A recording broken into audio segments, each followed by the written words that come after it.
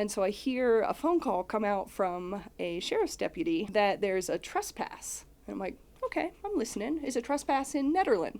Okay, well, that's where I start and end my day. Is a trespass in Nederland at this cross section of streets?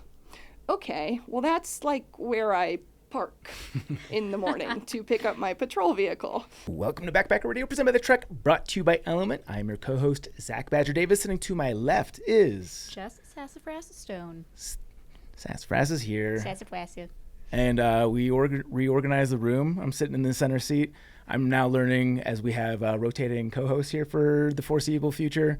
Oh, we're also missing some elements. That's cool. That I can actually see the camera better from this angle. So I'm in the man camera station here, also known as former Chauncey's chair. So it'll be some getting used to for the YouTube watchers and clippers. Meanwhile, I'm in the captain's chair. I know. You report to me. You're steering the ship. What can I say? Don't crash it. You're fired. A few reminders before we get to today's awesome interview with Tina Cash Money Currin. First is we finally have the details for the very exciting Seattle The Trek Backpacker Radio Hiker Meetup, brought to you by Onyx. So this is going down on August 17th. It starts at 6 p.m. It goes to 8:30. This is going to be at Gasworks Brewing in Wallingford, which if you live in Seattle, you know where that is, but this is in the Seattle area. It's going to be awesome. We got a private room, and I think this is a relatively new brewery. This is recommended to me by my best friend who has spent the last 5 years in Seattle, so I'm assured that this is a baller space. But again, August 17th, starts at 6 p.m., Gasworks Brewing. If you're in the greater Seattle area, we would love for you to come. If you want to go, please RSVP through the link in our show notes here. I said bio, that's not right. It's totally free to go to, but the space is limited, so we're going to reserve it for everyone who does RSVP through the link. Again, link in show notes, RSVP, totally free. The beer and food there will not be free. You'll pay for that. But yeah, it's going to be a good time. It'll be me, Hiking Viking, and Katie Jackson. Woohoo. Some familiar faces out there. It's going to be a very good time. So again, August 17th, 6 p.m. Be there, be square. Next thing I want to plug is the Trek's YouTube. And as it turns out, I have just the person here to give us the elaborate rundown on all the good things that's happening on our channel right now. Absolutely. Yeah, well, if you didn't know, we do have a YouTube channel, The Trek being we.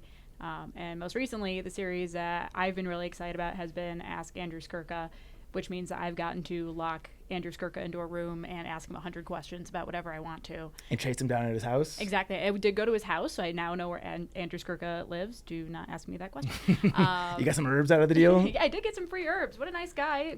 Plucked me some fresh herbs straight out of his garden. Super nice guy. And also his cat is also in the video, so if you like a cat, watch this. Oh, nice. But yeah, that's been our most exciting recent series on there. Ask Andrew Skurka has been doing very well, and it's a recurring series, happens every Monday at noon Mountain Time. So right after you get done listening to Backpacker Radio, you can watch Ask Andrew Skurka. I know, I haven't even seen the footage yet, but we have a Q&A series upcoming. We have a mailbag episode, so if you are watching a video and you have a question, you can just go ahead and ask it. You might even win some Trek swag if you like your comment. What's one of the fun questions that we get to look forward to from the mailbag? Someone asked why Andrew's skin always looks so nice, even though he's spent the majority of his adult life staring directly his skin into the is really sky. nice. I know. That cocksucker. Yeah. That's what I said. That's verbatim what his answer was. He said, I'm a cocksucker. Yeah. That's why. Yep. Good. Keeps you young. Yeah, definitely go check out the Ask Andrew Skurka series. So those have been coming out on Mondays, and Thursday is our non-Andy Skurky content. Been a lot of familiar faces through the channel via that. Viking, Liz Kidder's been running it. A lot of Katie Jackson. What do we have to look forward to with that? We have a few of our episodes coming from AT Trail Days, where we sat down with actual thru-hikers this year and asked them a bunch of questions about their experiences on trail, their gear, stuff like that. So you have that to look forward to. Additionally, we have a review of some Astral No Sobos coming up. That's exciting. Nice. So if you want to see me talk about shoes at length, then you got to watch that video. But yeah, every Thursday is a featured video featuring the variety of the cast of characters we got here at the Trek, and then every Monday you can expect to see some Mr. Andrew Skurky Worky. And I guess relevant to also mention is that we will be at PCT Trail Days, which is now just a few weeks away from the release of this one, and we'll be soliciting, I guess, primarily Trek bloggers or exclusively Trek bloggers for interviews there as well. Is that right? Exclusively Trek bloggers. unless I guess you're really nice and you come to me in the tent and maybe you say something. But, unless you bribe Jess. unless you bribe me personally. But yeah, no, the same format. I will sit down with you probably in front of your tent and ask you a bunch of questions, take some video, and then throw that up on the Trek YouTube. Fuck yeah. And please go check out all the good content coming out and subscribe, as is true with the Backpacker Radio Instagram. Subscribe. We did get Andrew to say, smash that subscribe button. Nice. And that was pretty much the highlight of my time here. You officially YouTubeified him. Indeed, I did. Well done. Last but not least is patreon.com/backpackerradios, where you can go to get every episode advertisement free. A bit of an update there is it looks like Chance will not be doing the Patreon series moving forward. She ultimately decided against it. But like I said, we still have the primary perk of all of the episodes without any ads going through that channel. I'm definitely going to be brainstorming additional bonus content because I know that we had been pumping that for a while. So I want to make sure that we're providing for our Patreon supporters. But simply, if you guys just want to support the show, that is the easiest way to do so. Patreon.com/backpackerradio. When you sweat, you lose a lot more than water. You're burning through sodium, potassium, magnesium, all the stuff your body needs to keep going strong on trail, thinking clearly, and sleeping well at night. That's why I am a huge fan of LMNT. It's a zero sugar electrolyte mix with a science-backed ratio that's heavy on sodium, which is exactly what thru-hikers and long-distance backpackers are losing all day long. No sugar, no junk, just what your body actually needs. When I'm backpacking, I'll usually drink one LMNT throughout the day, and I'll have another packet before bed. It helps me rehydrate, it keeps the leg cramps away, and I wake up feeling like $1,000,000. Another underrated benefit, LMNT makes those dodgy water sources actually taste good. If you've ever filtered from a silty creek, a cow tank, or some lukewarm pipe sticking out of the ground, you will know how clutch that is. It's not just an on-trail thing either.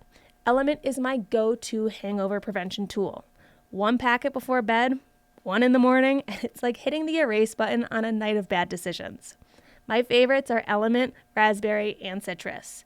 A cold LMNT lemonade on a hot day tastes like absolute heaven. And the citrus works shockingly well as a no-calorie mix-in for a margarita, perfect while car camping, or the lazy version at home. Good news, Backpacker Radio listeners can score a free LMNT sample pack with any drink mix purchase by going to drinklmnt.com/trek. That sample pack includes citrus salt, raspberry salt, watermelon salt, and orange salt. Two stick packs of each flavor, 8 total. No coupon code needed, you just have to use the URL. Again, that's drinklmnt.com/trek to get 8 free packets with any drink mix purchase. The deal is only available for a limited time. Okay. Without further ado, let's get right to our interview with Cash Money. We are joined by today's guest, Tina Currin. Tina is an accomplished thru-hiker. Well, Nope. Try that again. We are joined by today's guest, Tina Currin. Tina is an accomplished thru-hiker, Skurka guide, climber, runner, mountaineer, park ranger, wilderness EMT, and FKT-er. In addition to a multitude of outdoor pursuits, Tina has also worked as a journalist, organized music festivals, founded a social justice nonprofit, and even holds a Guinness World Record. Tina, thank you so much for joining us here on Backpacker Radio. I sound so cool. You are so cool. Yeah. Holy cow. Thank you. What is the Guinness World Record? It is for most air horns blown simultaneously. Was this something you pursued? Sort of. It was the culmination of an 8-month-long protest that my husband and I organized outside of the governor's mansion in North Carolina back in 2016. That was at the time Pat McCrory, who was responsible for something known as the bathroom bill, which in 2016 felt really horrific and backslidey, and unfortunately now just sort of feels normal. But this was a bill that they were trying to pass that would restrict transgender people from choosing the bathroom that matched their gender identity. So my husband and I lived about a block away from the governor's mansion, and we decided it would be kind of silly to just go one evening and blow air horns at his house. And we invited some friends to join us, and about 100 people showed up, and it was really loud and it was really short. It took about 45 seconds for an air horn to expire, and the governor was very disturbed by it, which made it endlessly catnippy to us. So we came back the next week and the next week and the next week and the next week, and it got bigger and bigger and bigger and bigger.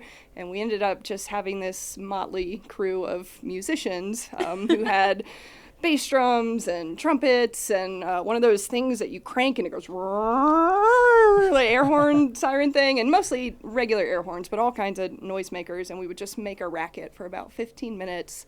And then we'd go home, and we did that for 8 months every week. Wow. And then the culmination was his last potential day in office before the election, and we had, I think it was about 350 people come out and blow air horns simultaneously. We had to have lawyers present. We had to have like gated admission. People had to have tickets. It was a whole thing, but we did it. It was super fun. It was extremely loud. And then Pat McCrory lost the election by like a very, very slim margin, like 5,000 votes or something. And we flipped but, we had a little hand in flipping, I hope, North Carolina back to a blue state for the time period. That is so badass. That is hilarious. Yeah, it was fun. That's like the Streisand effect in play for sure. Yeah, exactly. Had he just like laughed it off the first time, would you have continued to do it? Maybe. I mean, that's the kind of people we are. It's like you start something and then you see it through to the end. But because he was at a press conference and he mentioned that it was irritating to him, and that happened a couple weeks in, and we're like, oh, cool. Yeah. And by the end, the BBC came out. It was in the New York Times. We had like an official music review of our band. We started to have field recordings of the air horns. It became a whole thing. It was really fun. That's hilarious. Actually, Jess, can you do a favor and just rotate the camera just a smidge? I think you might be getting slightly cut off. Okay. You need to be in this. Yeah, definitely. Whoop, whoop.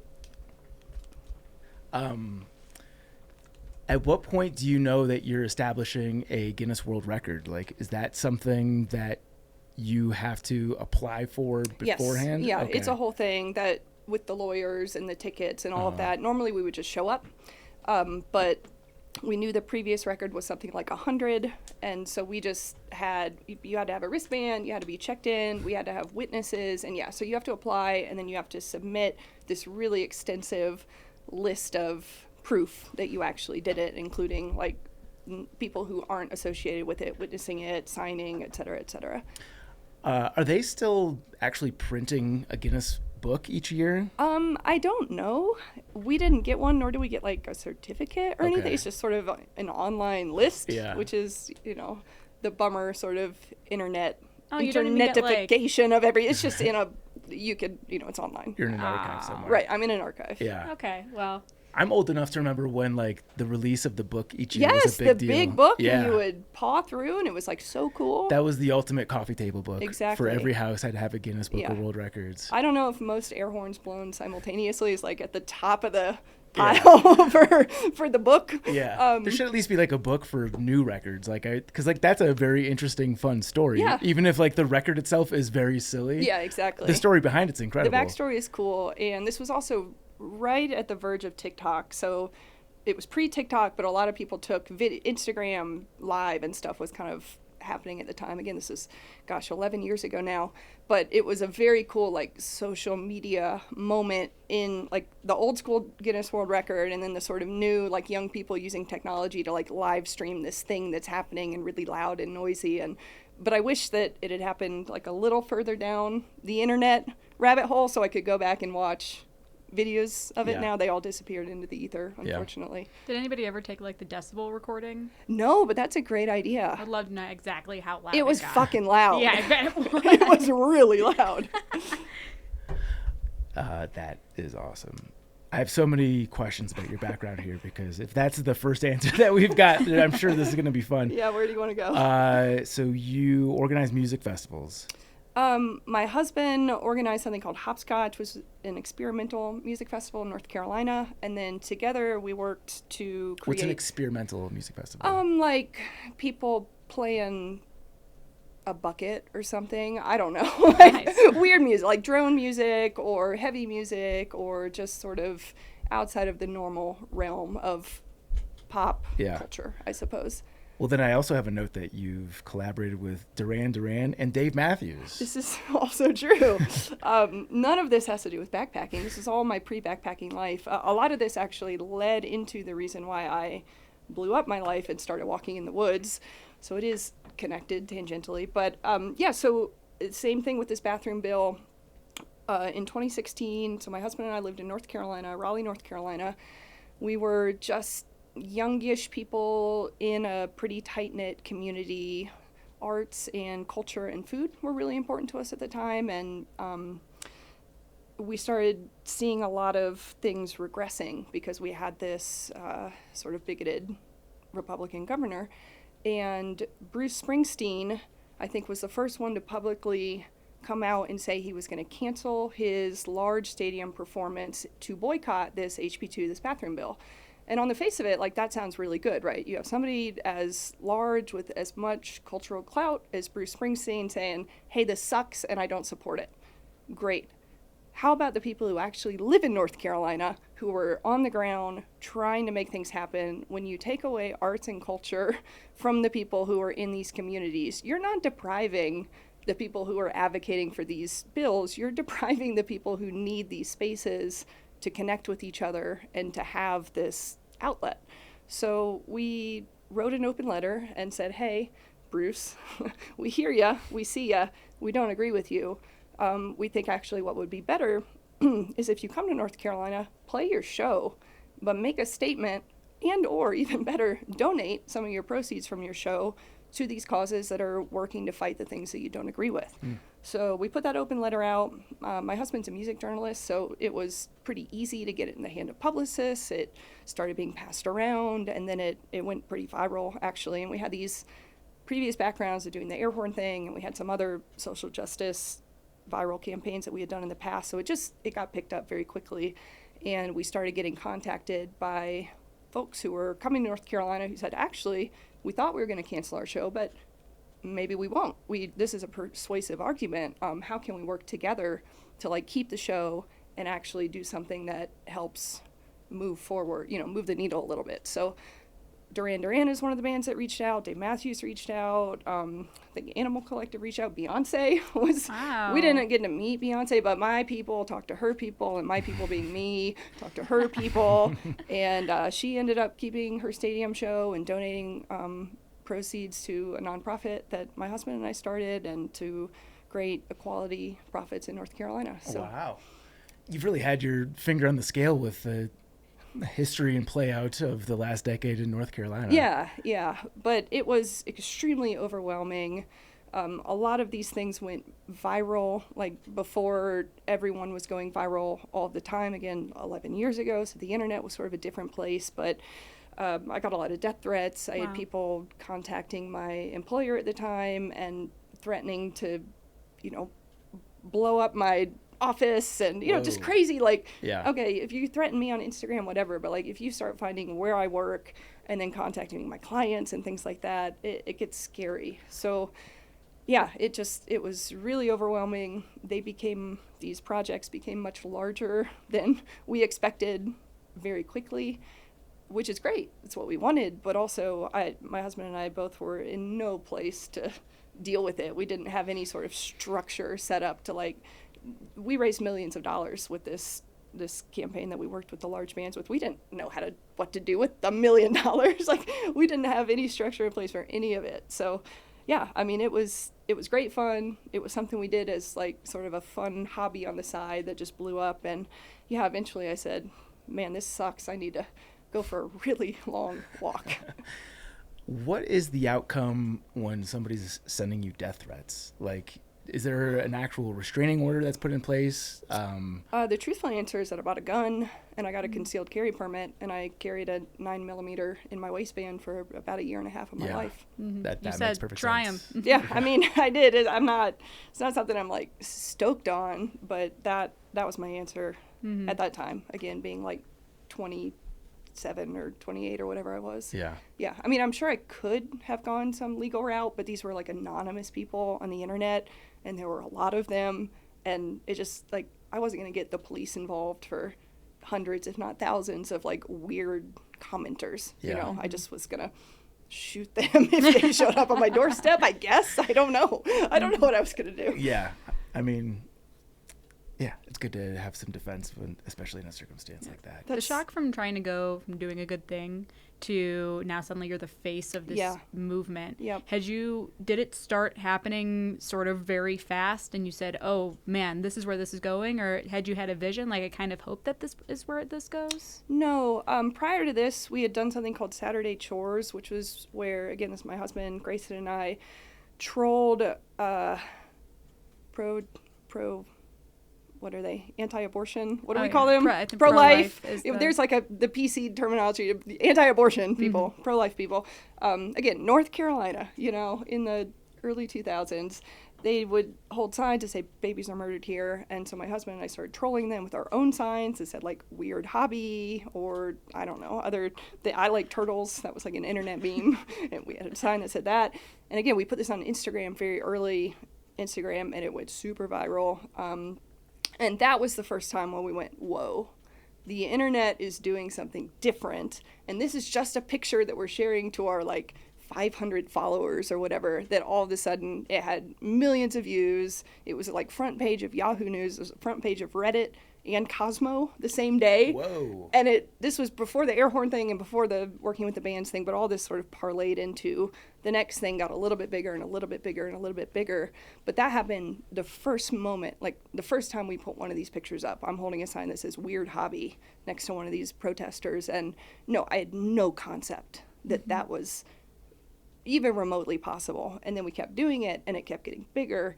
So by the time we were doing, putting out the letter or doing the air horns, yes, we had a sense that if you have an idea with a topic that resonate with people, you can kind of use this newfangled social media thing to make it happen.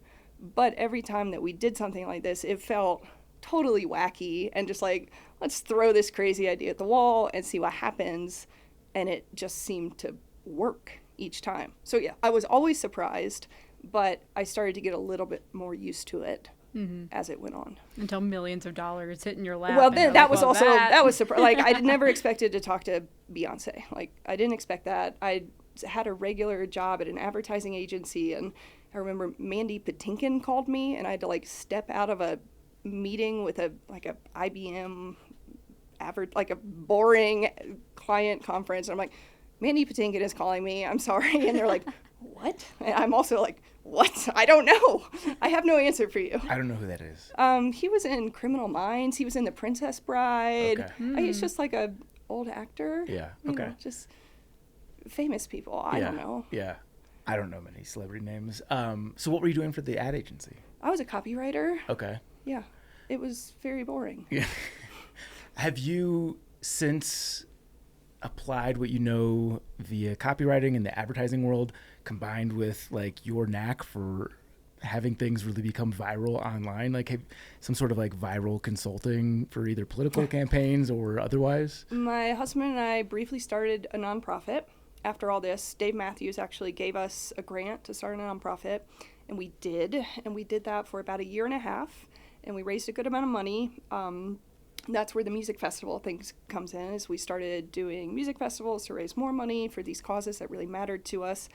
But making it into an official 501c3 really took the magic out of it, because a lot of what we did was just these sort of pop-up viral things, and either it catches or it doesn't. But when you have a nonprofit, you can't be, at least this style, C3, you can't be expressly political. And all we were was expressly political. And you have to have a board, and everybody has to have a consensus, and you have to dot a lot of T's and I's, and it took a lot of the joy out of it. So yes, we tried, and we did it for about a year and a half, and that was that. Yeah. Do you have any examples of viral campaigns that either never took flight or you were able to execute on them and they didn't work? What was your best viral idea that you thought was going to make a splash and didn't? They all worked. That's incredible. Okay, I'm sorry to say that. No, don't apologize. 100%. That's amazing. They all worked. Yeah. Do you have another example? The last project, so I've talked about all of them. There was the Saturday Chores, which was the, counter-protesting at the abortion clinics. There was the North Carolina Need You, which was using the stadium shows to donate to Equality NC and things like that. there was the air horns, there was a music festival, and then the last thing we did, this was around the time that Trump was in office at this point, and he was trying to institute a Muslim ban, and so we decided to do a campaign for USCRI, which is a refugee nonprofit, and we wanted to raise as much money for them as we could. So where we grew up in Raleigh was a very multicultural place in North Carolina. It's home of the Research Triangle Park. It's actually, at least at the time when we were living there, most PhDs per capita, because it has all of these universities. It's got Duke, North Carolina State, and UNC, all in sort of a triangle. So it attracts people from all over the world, really diverse, very smart population.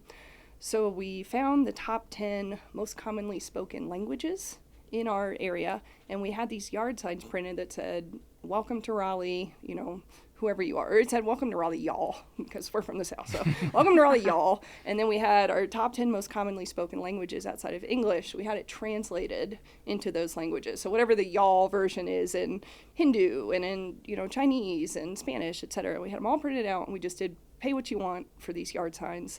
And we raised like $75,000. Just pay what you want for a yard sign. Had them printed on like nice, durable yard sign paper or plastic or whatever.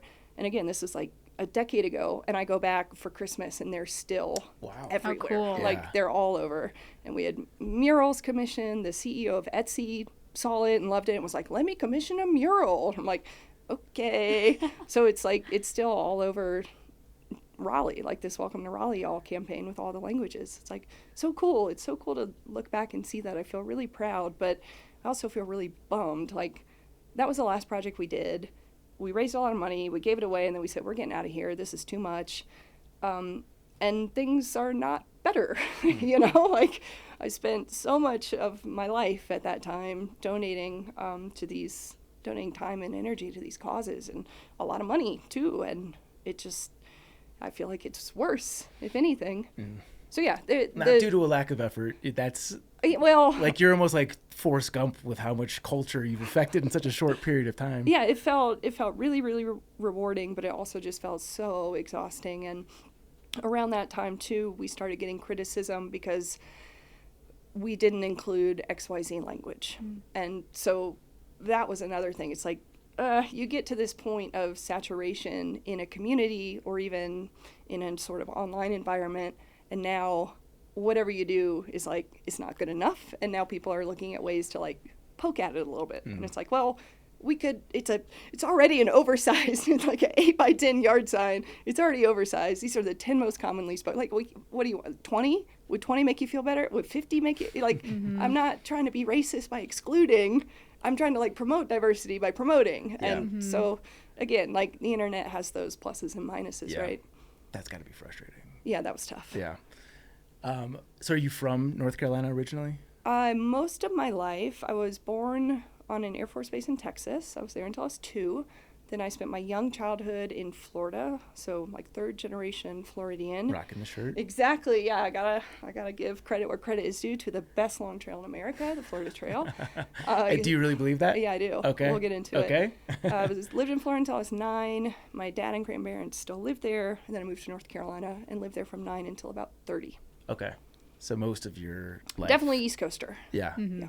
And then you moved to Colorado from North Carolina, or is I that? moved to Colorado from the CDT. I bought my house sight unseen on my first 0 day on the CDT. I was soaking my feet in a trash can and looking at Zillow, and I found this house, and we bought it, and we walked to it. That's a productive 0 day. Yeah, well, it really was. Took 2 months to walk to it, found the key under a rock, looked at it, slept on the floor, did some laundry, which was so sweet, took a shower, which was also so sweet, and then, left it and walked on to Mexico, which was not so sweet. That might be the only time I've heard somebody buying a house in the middle of a thru-hike and actually going to see the house. Yeah. That's incredible. What's the closest point to where your house is from the CDT? I think we got off at Breckenridge. Okay. And then we had to hitch to a car rental place, and then we rented a car, and then we drove to it, and then had to do the same thing in reverse. That's a fun little detour. Yeah, it was great. But man, leaving your brand new house to like hike for 2 more months. Yeah. When you've already been, like, if we were just starting, whatever, but like we had already been hiking for 2 months. Yeah. We were at the like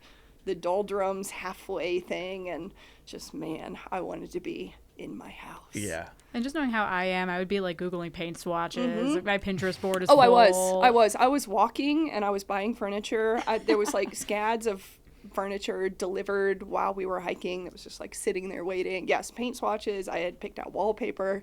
Yeah. At least you have a creative project while you're hiking. It was great. Keeps you busy. It was totally great. You know, I probably fell down a couple times by doing the phone Google thing. But yeah, it kept me very occupied for the last 2 months of that hike.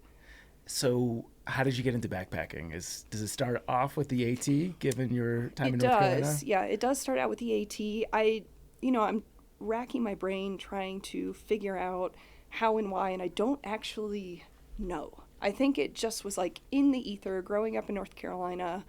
Were you outdoorsy at that point?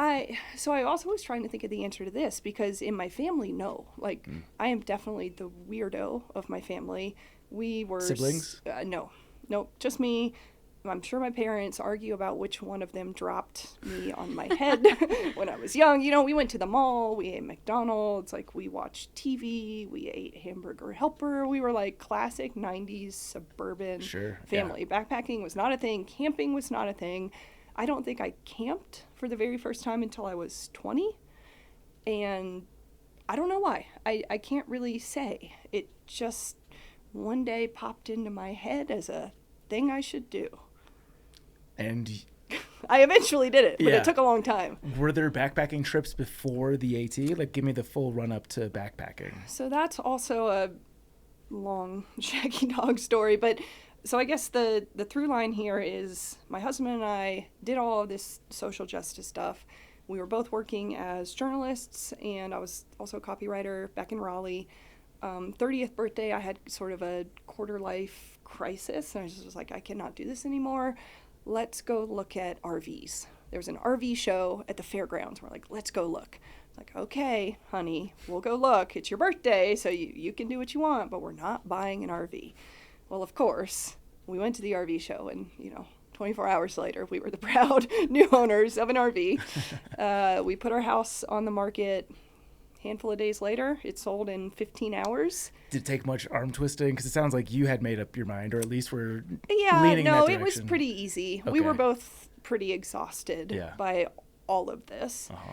And so I said, let's just look at like the concept of a different life. And all it took was looking to jump all the way in.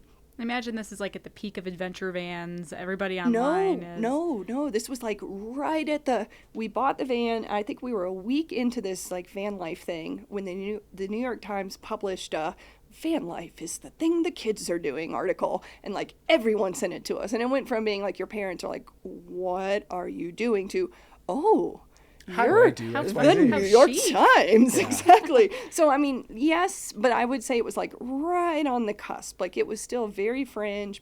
Van life was like not a common term. What year is this? This is 2017. Okay. So pre-pandemic for sure. Yeah. Pre-pandemic, you could still sort of stealth camp, and people, like, not everybody had a Sprinter everywhere, especially not on the East Coast. Maybe in Colorado it's a little more mainstream, but like, on the East Coast, no, everybody thought we were totally bonkers. Like, you're selling your house, you're quitting your jobs, and you're moving into a van?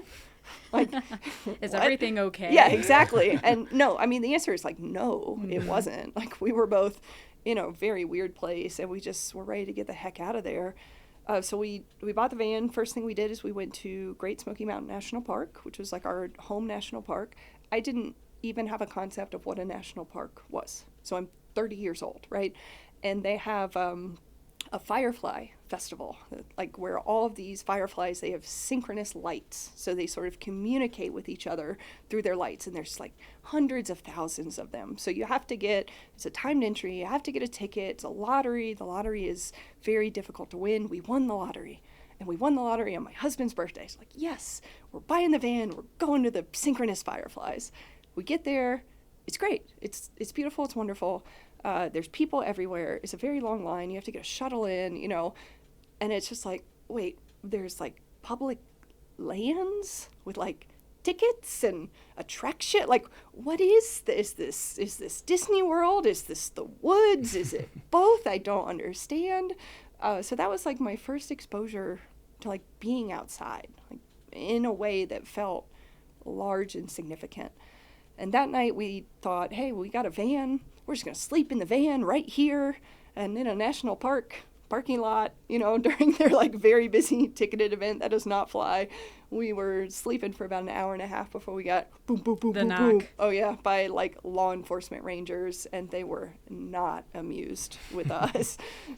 So we, puttered on along and ended up going to 49 states, every state that you could drive to. We averaged, I think I did the math, it was about 150 miles of driving a day, every day for a year and a half. Wow. Went to every national park we possibly could, went to state parks, local parks, hiking, running.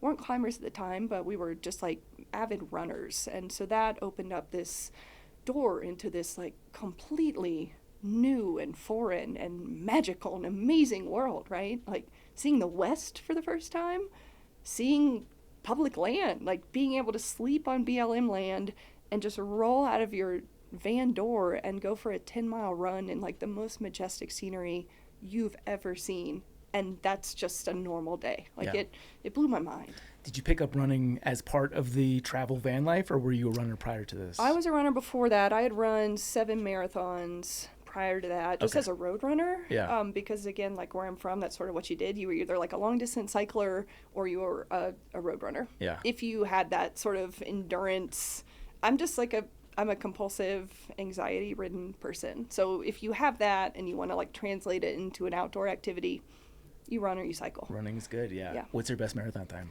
3:48. That's awesome. It's okay. I mean, compared to me, that's very. I've always tried to break the 4-hour mark. Yeah, that was my big sub 4 push. It was the Outer Banks Marathon, so flat, but hot. Sure. Yeah. Sounds sweaty. Yeah, it was really hot. Yeah. And there's like a 5-mile portion where you have to run through. It's not exactly sand, but it's not paved. And that I was not a hiker at that time, and I was like, no, why? And I had like deep pains in my body after that, just from running like off trail or whatever for the 2 miles, 5 miles, whatever it is. It's probably a half mile. I don't know. In my mind, it was 20 miles of the 26 miles. So did you get a van at the RV thing, or did you swap from a van to an RV? No, we got a Sprinter van at the RV thing. Okay. And I have no idea why. It's not like I thought Sprinters were cool. I had never heard the word Sprinter. I didn't know what it was. It was there. It was the right price. It was vaguely used. It had been used for like 1,000 miles from an old lady who bought it with her husband, and her husband passed away around the time they were hoping to like make this shift in their life. So it ended up being, at that time, I think it was like $75,000 for this brand new Sprinter with 1,000 miles on it. And we were like, party. Okay. Yeah. Yeah. And we owned a house, so we sold the house, and that funded, a really sort of vagabond lifestyle. Like you can do a lot with a house money. Did the van appreciate after the pandemic? Oh, no. No? No. Because I know everything was in high demand. I wasn't sure if... We thought about it and we looked into it, but no, our van is, when I say we put 150 miles a day on it, we put 150 miles a day. Yeah, you got your money's worth. Yeah. Yeah. A funny story about that van, just to like illustrate how busted this van is I work as a park ranger here in Boulder County, and so that means for us, we work under the sheriff's department. So I'm tied in with 911, with the sheriff, with fire, with the EMS. We're all sort of one big thing under the sheriff's unit. And so I hear a phone call come out from a sheriff's deputy, this was like a week ago, that there's a trespass. And I'm like, okay, I'm listening. Is a trespass in Nederland? Okay, well, that's where I start and end my day. Is a trespass in Nederland at this cross section of streets? Okay, well, that's like where I park in the morning to pick up my patrol vehicle. Okay, and it's a cross-section of these streets in Nederland with a gray van bearing license plate, blah, blah, blah, blah, blah, blah. And I go, oh, no. So this is my van that a new deputy is seeing parked in this sheriff's lot, and it's just so fucked that they think it's some hobo, in their like very busted Sprinter van trying to pull a fast one by like camping out in the sheriff's office. And I want to respond. That'd be pretty brazen if you thought you were breaking the law to actually sleep in the sheriff's office. I mean, it's like not the Boulder County share. It's like Yeah. a little substation, you know, like if I were a van person, no, I wouldn't make this choice, but I could see someone making this choice. So I'm sitting in the car and I'm listening to this. I'm like, do I dare respond to this and hear the entire county, every county first responder listening to me saying, actually, that's my van?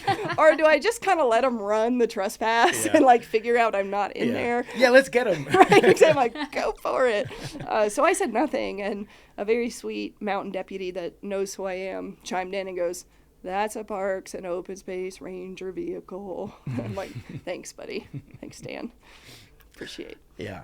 You should have really like laid it on thick, been like, sounds like a busty, crusty old van. You really should tow that thing, huh? No, I wanted to go home at the end of the day.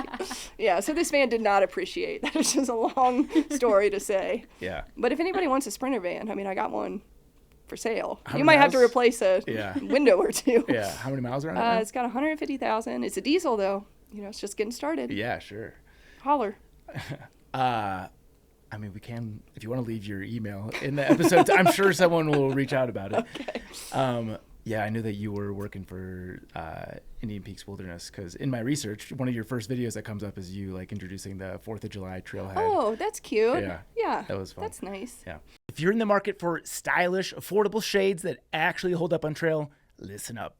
Shady Rays is an independent sunglasses brand on a mission to make premium eyewear accessible to everyone. And they've got over 300,000 5-star reviews to back that up. Polarized lenses with super clean optics, durable frames, solid hinges, and clean classic styles that look sharp on and off trail. And my favorite part, their lost and broken protection program. Drop them in a creek, sit on them at camp, leave them in a hitch. They've got you covered from day one. Just reach out and they'll send you a new pair. No stress, no hassle. Finally, sunglasses you don't have to worry about babying on trail. Discount time, Backpacker Radio listeners. Shady Rays is offering you their best deal of the season. Head to shadyrays.com and use code TREK for 40% off 2 or more pairs of polarized sunglasses. That's 40% off 2 or more pairs at shadyrays.com with code TREK, T-R-E-K. This deal is only good for a limited time, so do not wait. Okay, back up a bit. So you do the road trip. You're visiting all the national parks, doing all these miles in the van. At what point are we actually getting into thru hiking? After the van is over. Okay. So van for a year and a half, and then we buy a house outside of Hot Springs, North Carolina. No reason or relation to the trail, just like love North Carolina, but don't want to go back to the city, want to be more in the woods now. Were you familiar with AT culture at this point? No. Okay. Not really. I had wanted to hike the AT when I was 18. Again, I don't know why. Like, maybe I read A Walk in the Woods or something. This was, like, pre-wild, so I don't know. And it's not even like A Walk in the Woods is, like, about thru-hiking. Yeah. I don't know. I don't know where it came from. Nobody told me about it. None of my family did it. I don't know. But at 18, I decided I wanted to do it. I bought, like, a really heavy Cordura backpack. I had, like, a super heavy tent. You know, I had, like, the classic, huge everything. And then I got a scholarship to college, and a mentor of mine, my English teacher in high school, was like, trail thing is cute, but, like, you should take this full ride to college. Like, this is not going to happen again. Mm-hmm. So, like, go. Where'd so you go I to did. school? I went to UNC Chapel Hill. Oh, cool. And so, yeah, it was great. And I don't have debt. Like, thank God this teacher convinced me to do that and not just go through hike the trail at 18 with my 50-pound base weight or whatever. But so it just was sort of lingering. Like, it was always something I wanted to do since I was an adolescent, but it wasn't something I wanted to do for any purpose or meaning. So I lacked that purpose. So it made it really easy to not think about it for 10 years. And then after we had this grand van adventure and we saw national parks and public lands and saw the West and saw the mountains and just saw what an ulterior lifestyle could be and could do for a person. We bought this house in Hot Springs, and pretty immediately I was like, we can get reestablished and settled, but, like, I'm going to hike the AT. And so I made that proclamation to my very sweet, very supportive, very understanding husband, who has now gone through, so it'll be the second iteration of, like, I know we're kind of doing this, but, like, I want to do that, right? So Was there anything about being in hot springs that like reignited that light bulb, or was it just like you were remembering that this is something that you'd been putting on for a while? Okay. Yes. It felt like we had the opportunity to get this house. We're going to sort of make a home base, but now everything is different. Like as soon as you sort of crack that lid on, I can live in an alternative lifestyle, it's really hard to put that genie back in the bottle, right? So yes, we can have a house again, but we're not going to just be suburban 9-to-5 people anymore. So we know that we did this van thing. We knew how amazing it was. Let's do the thing that's been on the bucket list forever. And that for me was the AT. So I started planning. I got my little hang tag in the mail, so excited.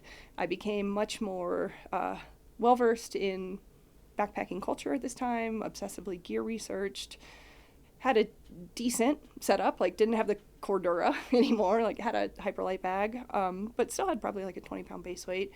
And my husband was super supportive. And then like maybe 6-8 weeks before I'm getting ready to leave, he goes, well, I want to go too. Okay, cool, great. That complicates things a little bit because I thought he would like man the house and we had pets and, that would be, he'd be holding down the fort. This was not his dream. Yeah. At all. What kind of pets are we talking? We had in the van even 2 cats and a dog. Wow. 100 square foot van, 2 humans, 2 cats and a dog. Yeah, and 2 cats and a dog at this time in North Carolina as well. Is that just a situation with litter boxes and? It's a whole situation. Yeah. How do you manage that? I mean, it's okay. Like you just have the litter box. I don't know. Yeah. You just do it. Okay. Yeah. Litter box was less of an issue. The fur was like really rough, and when you don't have regular access to a shower. Period. And then when you're also like covered in animal hair, that adds like an extra layer of dirtbagginess to the situation that, doesn't need to be there. But you had a warm winter coat going. All the time. All the time. I looked very well loved, very well cuddled, which I was. So when your husband said, I want to come with you on trail. I imagine there probably had to be some mixed emotions there because on one hand you're really excited for him to come along, but you're like, this is also maybe my adventure. Yeah, totally. Mm-hmm. That's a perfect point, and I think my feelings about that, we have since backpacked more than 12,000 miles together. Every long trail that I've done alongside with him, and there's a lot of beauty and depth of relationship building and understanding that comes with that in a way that I think like we're probably closer than most people, like people couldn't even imagine. You share one long trail with somebody and you're bonded forever, and you share 7, okay. But on the other hand, like there's a real difficulty to sharing that much time with another person in that sort of intimate space. And I think in some ways it increases intimacy, and in other ways like it decreases intimacy. Mm-hmm. And he's like my travel buddy now, and he's less of my date night husband. We've shared a lot of our wedding anniversaries with dozens of other people in a hotel room, stacked 8 deep, and everybody showering in the grime and the hair and like it's just it sounds romantic, and in a way it's romantic, but it's not classically romantic. No. Mm-hmm. Was there ever, to Justice's point, was there ever a conversation about like, I understand that you want to do this, but like we should at least have this conversation? We've talked about it, and my long-term goal is to try and thru-hike all of the National Scenic Trails, of which there are 11, and I've done 7. And I've told him like, hey, I don't want to do all of them with you. I can do most of them with you. Like I love hiking with you, but if I do all of them with you, then the story's going to be husband or Grayson and his wife thru-hike whatever 15,000 whatever many miles, like this man and his sidekick did all this stuff, and I'm like, this is my goal and my dream. So like if you do all but one, that's fine, but like eventually I want to have the experience of like doing it by myself to know what that feels like, and B, I know that everyone always assumes he's the driving force behind it. So I know that if he did all of them too, no one would ever just assume, oh, your wife is the driving force and you're the one along for the ride. Did you get that a lot on trail? Because I've talked to a lot of women who've thru-hiked with a partner, and like that is always the basic assumption. And like, oh, you're along. Your husband convinced you to do the like. Oh, he dragged you out here. He dragged you out here. Exactly. Yeah, it's so frustrating. Have you worked with Maggie Slepian before? No. Okay. Are you familiar? No. She's written for Backpacker and Outside for a while. She was our original managing editor. But when she was on the podcast, she was talking about when she hiked with her then boyfriend. People were almost, especially guys, were like reluctant to talk to her because in her opinion, she was treated as like her boyfriend's property is probably not the word that she'd use, but like sidekick, I think kind of what you're saying. Yeah. So like she lost out on the social experience just by the nature of being there with her boyfriend. Did you feel that way? I did not, but I formed a trail family really quickly, like day 2, and I hiked the big 3 with some iteration of this trail family. So it happened quickly and then it just stuck around.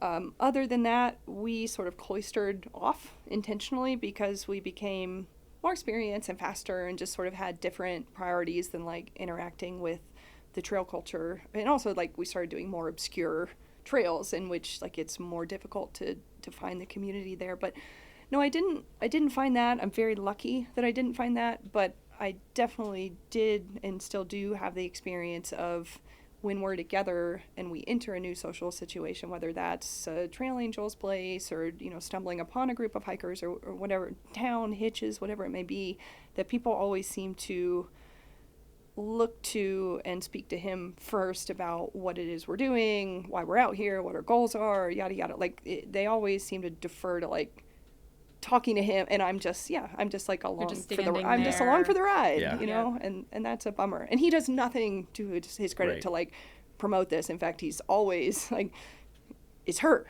I am here because of her, and he's wonderful about that. But it's just sort of the ingrained masculinity of the outdoors in one hand, and just sort of culture, general culture, on the other hand. That people assume like, you're here for the ride with your husband. Yeah. Sorry, I forgot. I definitely derailed you from what you were saying. So you get onto the Appalachian Trail. Yeah. So I got onto the AT, So he decided to join me like a month or 2 prior.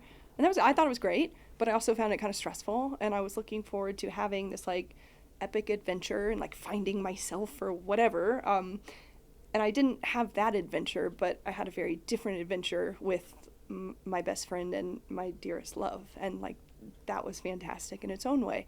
I have no idea what it would have been like being by myself. It would have been a very different experience. But yeah, I did the AT in 2019, and similar to the van situation, it like totally cracked my head open and expanded my thoughts of what life could be. And I have not been the same, for better or for worse, ever since. I assume you mean for better or for worse, the 4 worst parts in jest, or are there elements of that lifestyle that actually are? Well, yeah, for sure.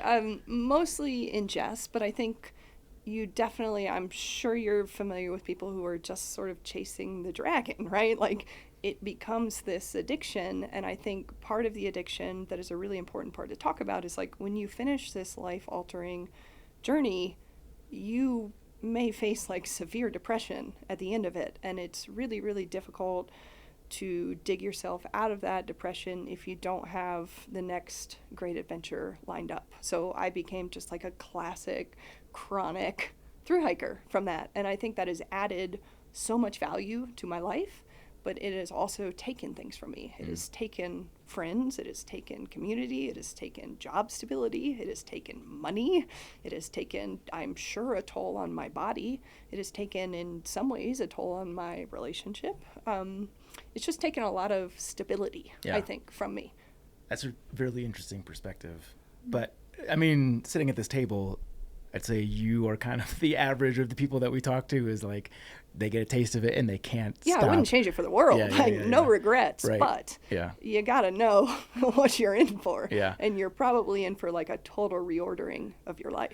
So at what point were you familiar, or did you recognize that this was a dragon that you had to keep chasing? Oh, like day 1. Yeah. Like hour 1. Yeah. Mile 2. Oh man, this is it. Yeah. Yeah, this is it. Were you anticipating the post-trail depression before you finished the AT?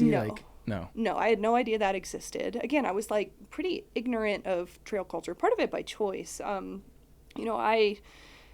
of the things that I was asked to think about was like a thru-hiking hot take, and one of my thru-hiking hot takes is like online trail culture sucks, and I've felt that way for a long time.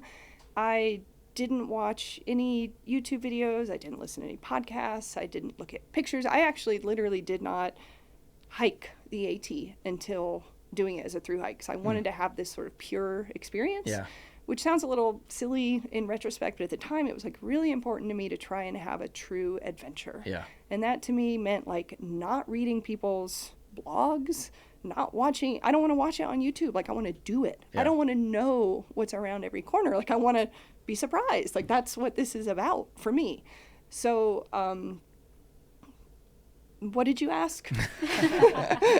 Post-trail depression. Okay, so for that reason, I was slightly naive about most things trail culture, which meant I was also like surprised and delighted by everything that I encountered, because everything was new and foreign to me, including the fact that post-trail depression is a very real thing that can and does happen to a lot of us. So no, I had no concept of what to expect about anything really start to finish, besides gear. Gear is like the one thing that I allowed myself to dive into because it felt like a responsible pre-trip planning sort of thing, but everything else was a surprise. And yeah, the ending was a big surprise too. And it was really difficult. It was more difficult for my husband. He wrote an article for Outside that I think is, you Google like Appalachian Trail post-trail or whatever, is like pretty high on the list. He kind of broke his body and he thought for a while that he would never be able to hike again, not be able to run again. He had like really intense chronic pain post-trail.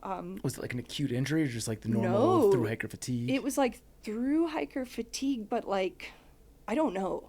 We still to this day don't really know what it was. He went to multiple doctors, multiple specialists. They thought maybe it was like bone cancer. Like it was serious. He had all this blood work and it was really strange. So it was like this compounding physical degradation with like the mental, and I think they sort of played together in a way that snowballed downhill in a really negative way. And man, like it was tough. And how long was he messed up for? Months. Wow. Months. I think he'd be okay with me saying this. He got put on an antidepressant at that time for the first time in his life, and it's an antidepressant that has potential like nervous system benefits, like can help with sort of chronic pain and like undiagnosed or unidentifiable nervous system issues.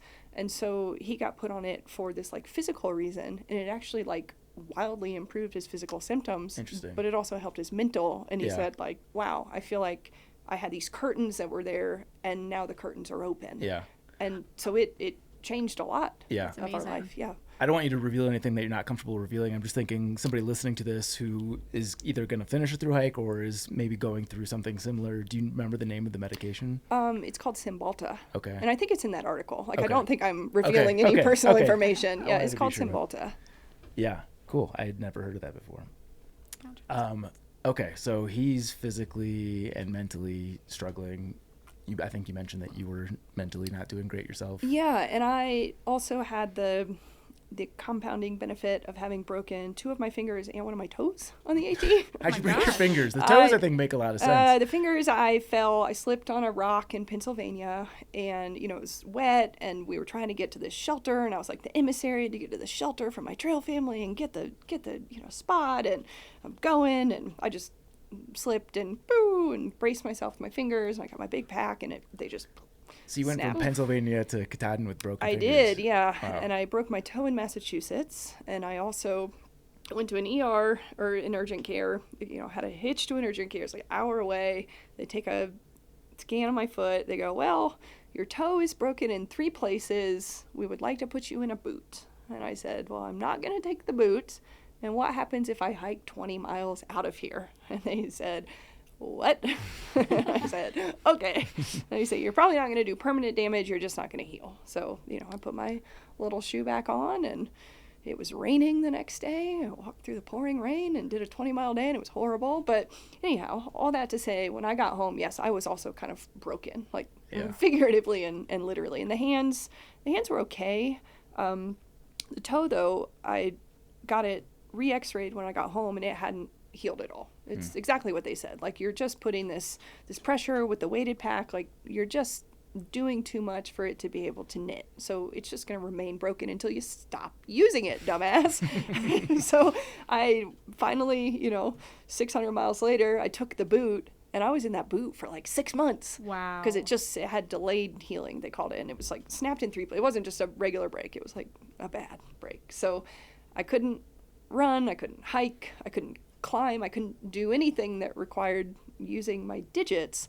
So yeah, not only was I like in this cabin in the woods, not with any of my newfound best friends, like I wasn't able to exercise. I was still very hungry, so I just wanted to like eat trash, and then I just sit, right? And it was horrible. It was so bad. Yeah, not being able to exercise after a thru-hike. I mean, like, I know there's a period after a thru-hike where Yeah, everyone's exactly. so tired, but like Right. once you get Once that you're energy over back, it, yeah. And you think about like the brain chemistry changes that happen. And I mean, we're talking about depression, but we're talking about like both sort of the colloquial term of depression and also like the brain chemistry Right. part of depression. And like those are two, I think, sort of related but different things. And I think with a thru-hike, you get both. Like you have the depression of missing community and missing purpose and missing this sort of simplicity of life, and wow, bills and emails and news and like all of this is coming back to you, right? There's like that form of depression, and then there's the very like the endorphins. the very Right. yeah the dopamine of like Yeah. hiking for 12 hours a day, and all of a sudden you lose that too. So that's dropping, and you have this sort of social depression, and then you have this chemical depression, and man, how do you fight that? Like what do? You hike another trail as soon as you can, right? So That's you did. the answer. Well, the plan was to do the PCT the next year, but the next year was COVID. So we did not. So AT is 19 then. AT is 19, and we did the PCT in 2021, which was still like fringe COVID. There's a lot of pictures of us in masks and stuff, but we took a year, sort of forced our hand to take a year off. I worked as a park ranger. That was my first year as a park ranger that year because I was settled somewhere. So I worked outside of Asheville, North Carolina for the National Park Service.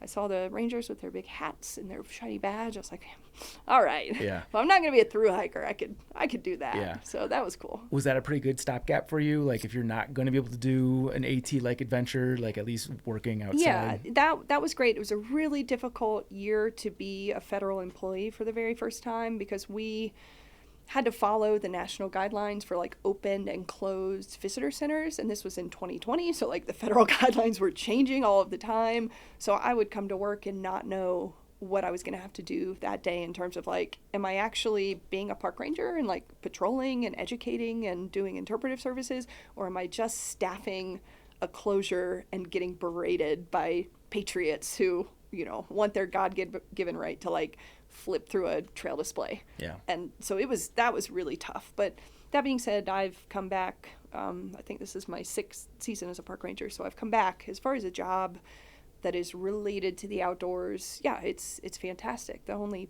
bad thing about it is the main season for this job is also the main season for prime outdoor adventuring. Mm-hmm.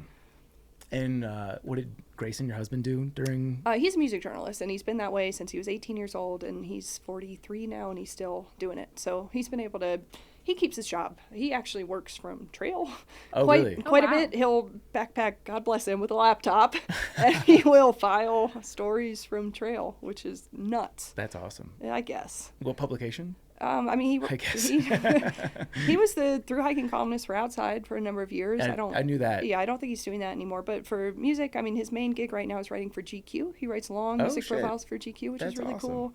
He writes for NPR. He writes from Pitchfork, Rolling Stone. I mean, you name it, he's probably That's super cool. been there or tried it. So do you get the press pass access to all I the get concerts? to go wherever I want, whenever I want. What's the best concert that you've seen? I mean, Beyonce was great. Yeah. Yeah. We're both pretty into Fish right now. So Okay. There you we've been go. going to a lot of Fish concerts. For everyone that I know that likes Fish, they've been to at least like 100 shows. Yeah. Do you know your number? Yeah, I do. I'm a new Fish fan. I got into it because Grayson was writing a profile about Fish for GQ 2 years ago, and neither of us had ever really done any Fish listening at all. Kind of against it, in theory, at least at this time. But now, since then, I think I've been to 15 shows. Yeah. And that's, it's like a year and a half. So like 15 shows in a year and a half. That's cool. I have traveled to multiple states Yeah. for this. Did you go to any of the Sphere shows? Yeah, I went to 3. I went to 3 sphere shows How was that? last month. It was great. Yeah. It was great. It was right on the heels of guiding for 2 weeks for Skurka. So, and 2 Skurka guides were at the sphere. So went to the sphere. I think we had a day off in between, and then this guide and I both taught the wilderness first aid class the next day. And then it was 14 days in the backcountry. So, it was whiplash. Welcome back to Earth. Well. Did you try to get Skurka to come with you to the fish show? No. No. Tried it. Would pay good money to see him at a fish show. Yeah, I mean, maybe next year. I don't know. Are you a fish person? Nah, I'm familiar. Yeah. Have you been? No, I've never been. Okay. You got to go. You must. You gotta go. That's what I keep hearing. It's kind of like, it's not only the show, it's the community. It's it's like everything. The feel. Yeah, it's really nice. I feel like there are, Grayson and I have talked about this actually, I feel like there are analogies to the hiking community in that there's this large sense of wonder. They always play songs that but they always go somewhere different, right? They don't ever play the same song twice, like they're a jam band. And so there's sort of this like new discovery around every turn sort of thing that is analogous, I think, to what we experience with these long distance trails. Like you have to have the patience, you have to have the faith that like, okay, I'm not feeling this right now, but maybe in a little bit I'll start feeling this again. And then like eventually you have this like ecstatic moment where you go, oh my God, wait, 2 hours just went by, and like, really? Like, they only played 3 songs. Right, yeah, exactly. And I mean, and it was the Green Tunnel, and it somehow changed my life, right? Yeah, I don't know. There's this sort of patience reward thing that I think tickles the same part of our brain. Uh-huh. I had a similar experience coming off of the AT and then immediately getting into the Tipper community. And then when I moved out here last year, Tipper's a music artist that retired last year. Okay. I had to keep taking time off because I was like, hey, so we're going to Georgia to go see Tipper. He's playing 2 nights at Red Rock. Yeah, it happens, right? Exactly. It happens. I got to learn who Tipper was, so that was fun for everyone. I got to Google this now. Oh, he's amazing. Cool. Let's spend the next 20 minutes talking about Tipper. Okay, so 2020 off. 2021 back to the PCT. Yep. At what point did you said that you wanted to do it in 2020, obviously pandemic. Yep. Did you decide on the AT that you were going to do the PCT, or was it after you finished? Do you remember That's a great question. I don't remember, but I want to say it was probably after. Okay. We learned about the existence of the Triple Crown on the AT, and I remember thinking like, whoa, that is just wild and so cool, but like beyond comprehension, right? Like, whoa. But I also remember thinking, right? Interesting. This is going to get me in trouble. Right, exactly. Interesting. So I always thought like maybe sometime in the future, and then you get home and you're not on trail anymore, and all the pain and the horror of breaking 3 digits, etc., fades away, and you go, okay, well, that Triple Crown thing, that's even more interesting than before. So I think it must have been after we got home, but I do know when I learned about the existence of like there being a big 3, I was immediately very curious about that. And I'm trying to recall, is 21 a big snow year? It was not. No. It was like a really good, there were fires. Basically all of California closed. Like a couple of days we sort of skirted through. It closed a couple of days later. So there were big fires, but I wouldn't say anything out of the ordinary at this point, unfortunately, for California fires. And the snow in the Sierra was pretty minimal. Like we didn't, no crampons. We had ice axes, never used them. We're able to cross everything with microspikes. No crazy water crossing experiences. Like a pretty standard, but like amazing Sierra experience. And other than that, like weather was awesome. Yeah. You mentioned that you had your gear pretty well dialed in by like first thru-hike AT standards. Did you level up at all from the AT to the PCT? For sure. Yeah, I think my AT base weight was like 18 pounds. My PCT base weight was something closer to like 12 to 15 pounds. And then by the CDT, it was like 5.5 pounds. 5.5. But there were a lot of trails between the PCT and the CDT. Yeah. But on the PCT, like, that's when I met Extra, who's like very ultralight. He's doing his own little YouTube thing now. And he had, on the PCT, maybe a 6 pound base weight. And I was like, whoa. But also, we saw each other and he's like, you're kind of ultralight too. And I was like, oh man, if this guy with a 6 pound base weight thinks I'm ultralight, I'm doing something. It's like someone knighting you. Yeah, Right. it felt, Who, it me? did. It did. Yeah. Oh, just this. Yeah. Yeah. So we got to talk gear a little bit. Okay. 5.5 pounds. Yeah. Walk me through, what are your big three? Are you making your own stuff at all? No. On that I had a Nashville Pax. I had an Ultimate without an insert, and I had a Feathered Friends Tanager 20-degree sleeping bag, which I think is 17 ounces. Yeah. Oh, wait, are we talking about the 5 pound or are we talking about the PCT? I was talking about the 5. Oh, the 5 pound, I have a Timmermade Serpentise, which is like 12 ounces. Okay. 20 I was going to degree. say, you have to get to 5.5 pounds with the sleeping bag. You're cutting No, then corners and I have a rolls. mid one tarp. I have a hyperlight running pack that's like 15 ounces. The shelter is like 11 ounces, and then the sleeping bag is 12 ounces.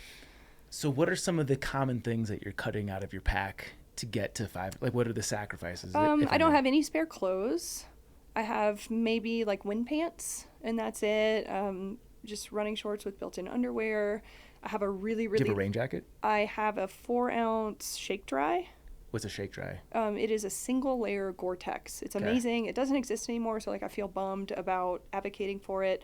It was made by Arc'teryx. It's called the Norvin. It's technically like I think it's a cycling made in the like cycling category. So basically throw it on when you're bombing downhill and then take it off. But yeah, single layer Gore-Tex. So most rain jackets have a shell, Yeah. you know, and then they have the Gore-Tex layer, and then they have a membrane on the inside for next to skin, and it just eliminates all. It's like literally just the Gore-Tex. Yeah. It's so cool. It's 4 ounces. It never wets out because you don't have all this other stuff in between. I don't really sweat through it. It's like just literally the special fabric, but it's very, very thin. It's basically like, think of a wind shirt and then make it less breathable, and that's what it is. Yeah. So yeah, I have a True Blue rain jacket. Yeah. It's just really niche, and you can't buy it. Yeah. Is it partially transparent? Like, can you see? No, it's like trash bag material. Huh. Is it still in working order? Yeah. Wow. Yeah. You must cherish that thing. if I they're not still do. selling Yeah, it. I have 8,000 miles on it. Wow. And I love it. Yeah. And I don't take it, like, it doesn't go on my regular adventure. Like, it is in the thru-hiking special closet, Yeah. lock and chain, and it goes on long trails, and that's it. Yeah. Are you very particular about where you'll even use it when through hiking? Like, No. if you're like in a bushwhack. I bushwhacked with it. Okay. Yeah, but I'm just generally a pretty careful, meticulous, mindful person Yeah. in general. So your fingers would say otherwise. well, that was my first Yeah, trail, yeah. No, on the AT, no. I wasn't quite a garage sale, but I was not who I am. Yeah. No. And losing pack weight helps that cause too. Absolutely. Yeah. Any other fun gear stuff that is cutting edge? Like, I feel like I should know about that rain jacket, and I don't. Yeah, shake dry is amazing, but again, because of the PFAS and stuff, rain jacket, that category is totally different. Timmermade, like, that's where I've been able to cut a lot of the weight from some of the bulkier items that were difficult to lose weight and feel like I was sacrificing safety or quality in the past. So the sleeping bag, like, I was desperate to get that as light as possible. So I started with, I don't know, I think I started with an Enlightened Equipment, and it was like 20 ounces, something like that. Then I went to the Feathered Friends Tanager, which is a little bit less featured, but 17 ounces, 20-degree bag is basically a tube that you just shuffle into. And then I found Timmermade, and now I have a false bottom quilt, which is really, really neat. It's not a quilt in the sort of traditional sense of like it opens up into a quilt. It is that quilt design, but there's a piece of 7D fabric connecting those two areas of down together. And there are snaps where you can make it more compact if you want to, and then you can expand it out if you don't. But of course, the concept being like down beneath you compresses, and so the warmth for the weight isn't really worth it. And this is rated at 20 degrees. I would say that's generous. I've taken it to 12 and I've survived, but I was not Are you doing comfortable. sit-ups in the middle of the night to get through the night? What's that? Are you doing like I'm not doing sit-ups, but I'm definitely not sleeping Yeah. well. I'm tossing and turning, and I'm burrowed in, and I'm shivering, but I'm alive, Yeah. right? So, it's, what can you expect from a 12-ounce, Yeah. 20-degree quilt? Like, keeping me alive is good enough. Yeah. And you said no extra clothes. Does that mean that you don't have a puffy? I do have a puffy, Okay. But it's also, I have a Timmermade puffy and I have a Goose Feet Gear puffy. Timmermade puffy is 5.5 ounces, and it has no hood, no pockets, no zipper. So it's just a, whoosh, pull this thing on. The Goose Feet Gear is a little bit more robust. It has a tiny little half zip, and it has a hood, and the hood is blaze orange, which is really cool because I wear this when I'm doing some of these more obscure trails, like the Florida Trail, for example, or the Ice Age Trail, where a lot of the hiking you're doing, shoulder season trails during hunting season in national forests. So I had this jacket made with the blaze orange hood, so that if I'm hiking in November in hunting season and I have my hood up, well, now you can't see my blaze orange cap, right? Well, I have this hood now. So Ben at Goose Feet Gear is amazing. He'll make you whatever you want, custom. Same thing with Dan Timmerman. He's an artist, but he's got his notorious quiz and wait list. Ben, as far as I know, doesn't have that. So these are two custom options. But yeah, I found that at this point, like going custom with backpacking pieces is like, it's just as affordable or not affordable, whichever word you want to use. It's a similarly priced to buying sort of a premium Arc'teryx or a Patagonia name brand piece of equipment, but you can often get it in the fabric and the color and the dimensions and the fill that you want. So that's my big hack, is I just get everything custom now. Did you say there was a quiz?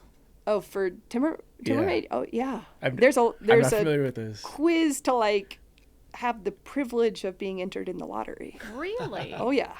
What is the quiz? I mean, the quiz is like explain downfill by like square inch, or I don't know. It's like really esoteric. It's like really esoteric stuff. Like I know gear and I look at the quiz and I'm like, fuck, man, I don't know. I don't know anything. I just put it on and it's warm, right? Yeah. Like, dude, I don't know. That's funny. Yeah, check out Dan's site and you'll see. So you said that you're sub 6 pounds on the CDT. Yeah. Did you go too far, do you feel like, in any direction? No. And Skurka has the whole stupid light thing. But No. you were totally dialed in. Yeah. Badass, Yeah, dude. I felt great.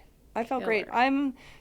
You mentioned like I'm a wilderness EMT, I'm a park ranger. Like I take being safe in the backcountry very seriously. Like I carry a robust first aid kit. Like I try very hard not to be stupid. Like I'm a Skurka guide. Like I don't want to promote people making bad decisions in search of some random number to like scratch the ego, right? Like that's not what I am into. And I think, again, like online hiking culture sucks. Like part of that is the ultralight community. God bless them. Like I've learned a lot, but I do not participate in that at all, because I just feel like there's a lot of really bad advice and decision making that results in a lot of either just discomfort with what you're doing, like lack of enjoyment with something that should, at its base, like be one of the most enjoyable times of your life. Like that's one end of the spectrum, all the way to like danger, right? And like you're putting yourself and your hiking mates and potential first responders, people like me, in danger because they have to come rescue you because you made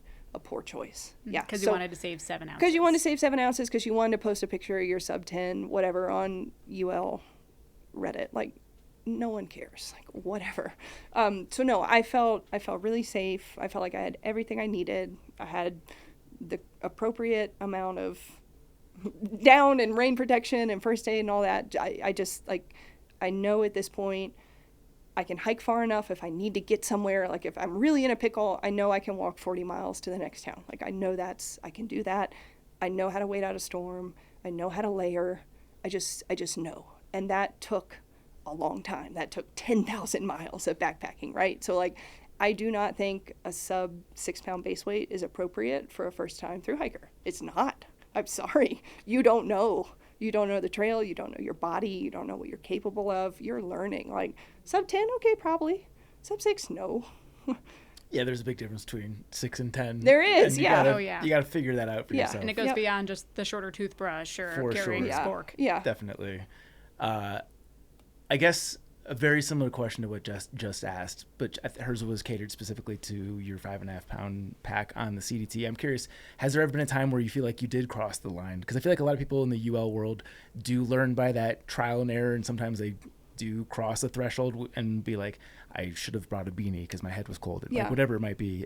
Was there ever a time for you where you're like, oh, actually, I do have to add this back in? I think the most difficult ultralight thru hike that I had was actually on the Florida Trail, when I thought, oh, it's Florida, so I don't need a puffy. I didn't bring a puffy. I think my base weight on that trail was closer to 5 pounds. I just had a cinchi, and I had wind pants, no gloves, no beanie, no buff, nothing like that. I just figured, like, it's Florida, right? It's 1,200 miles. I can cruise. How hard could it be? And it ended up being one of the coldest winters Florida has ever had on record. We got down into the teens, consecutive nights. Iguanas were falling out of trees. It was national news. And like, okay, that's difficult but manageable. The other factor on the Florida What year Trail. was this? What's that? What year was this? This was in 2021. Yeah. I went to Florida in 2021. It was really cold. We went there as like a tropical getaway, and it was colder where we were in Florida than it was here in Golden. Yes. So my mistake.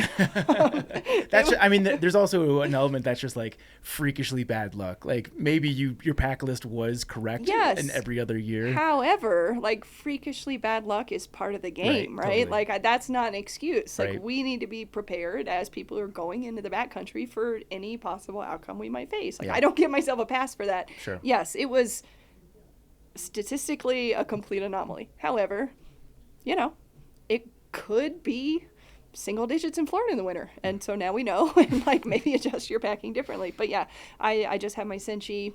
So that's one thing, like it's very cold. The factor that I failed to account for is you are also wet all of the time on the Florida Trail. So like not only was it really, really cold, but like it was really cold and wet, which is a whole different set of compounding factors. So I was really cold on the Florida Trail. And there's like silly pictures that my husband took of me of like my Senshi hood up all the way across my face. I have my hands shoved in my pants because I don't have pockets on me like ultralight, we don't do pockets. So like I've got my hands shoved in my pants and I'm just like hiking like this in my 7D everything, and I look so pathetic and miserable, and I was pathetic and miserable. Did you get off trail for any period of time? No, of course not. No, I wasn't in danger. I just was like deeply uncomfortable. Yeah. How many times have you hiked the Florida Trail? Just once. And this was the trail unfortunately. you said was the best trail. Yes, the best. Like And I'm you're sad deeply it's just cold the once. entire time. I like to suffer. Yeah, that was part of the appeal. It's like, wow, I have no idea what's going to happen on this trail. And like, isn't that fun? I love that so much. Yeah. That's so cool. So why is the best trail? It's just so fun. It's so fun. I think at some point when you've done enough of the larger trails, it becomes, I hate to say this, but it becomes a little rote. Like you know you're going to hike 3 to 7 days. You're going to hitch to town. You're going to resupply. You're going to find trail family. You're going to do your laundry. Like you just get into a groove, and like there's part of that that's really wonderful and simple and beautiful and fun. But like after 3 long trails of that, whatever it is, 8,000 miles, like honestly, it gets a little, I don't want to say the word boring, but like it becomes a little rote. And I was starting to feel like I had maybe learned everything I could from this sport. Like maybe I had extracted from thru-hiking what I could extract, and that was it. Like it felt like a little of the magic had sort of left. And the Florida Trail is such a strange little trail that it reignited my passion for and interest in the sport, because it was so unlike the other trails. It was just so wacky and so silly and so wet and so cold and such cool wildlife, such unique hiking. You get to hike through a swamp for the first 30 miles. It's like 1 mile an hour. I'm used to like 3.5 miles. I know exactly where I'm going to be, when I'm going to be. And again, like this sort of contributes to the roteness of it, right? Like I can predict when I'll be in camp to the minute, 12 hours in advance. Is that exciting after cumulative years? I don't know, maybe less, but oh no, all of a sudden I'm challenged by a trail such that I'm hiking 1 mile an hour? Me? Wow. Like it humbled me, and that was such a great experience to have. Coupled with like, it's beautiful, it's unique. Birds, plants, flowers. I saw a Florida panther. Like I've never seen a mountain lion anywhere ever, and there's 120 in the wild, and I saw one. Wow. Like it just was such a fun, weird experience, and I recommend everyone do it. Yeah. Did you do the road walks? Oh yeah. That's part of the challenge. On. Yeah. Did I do the road? That you're a little bit of a masochist. Yes, of course I did the road walks. And there are other trails where I've done the road walks and been less pleased by them. But I think, again, in Florida, because it's flat, it's fast, the weather, it's a shoulder season trail, so you're probably doing it in the wintertime. Like, you're not just like sweating ass on pavement. You're kind of cruising. And a lot of the road walks in Florida are not like 2-lane highway asphalt. A lot of them are actually like Forest Service dirt roads, which I actually think are like some of the most lovely things to hike on. Like, I'll take a Forest Service road any day, no problem. So yeah, it was like fast and cruisy.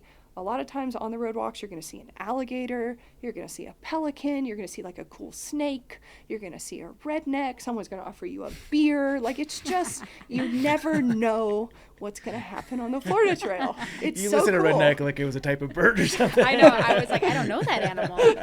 You know that Yeah, animal. you do. You know that animal. Have you ever heard an iguana fall out of a tree?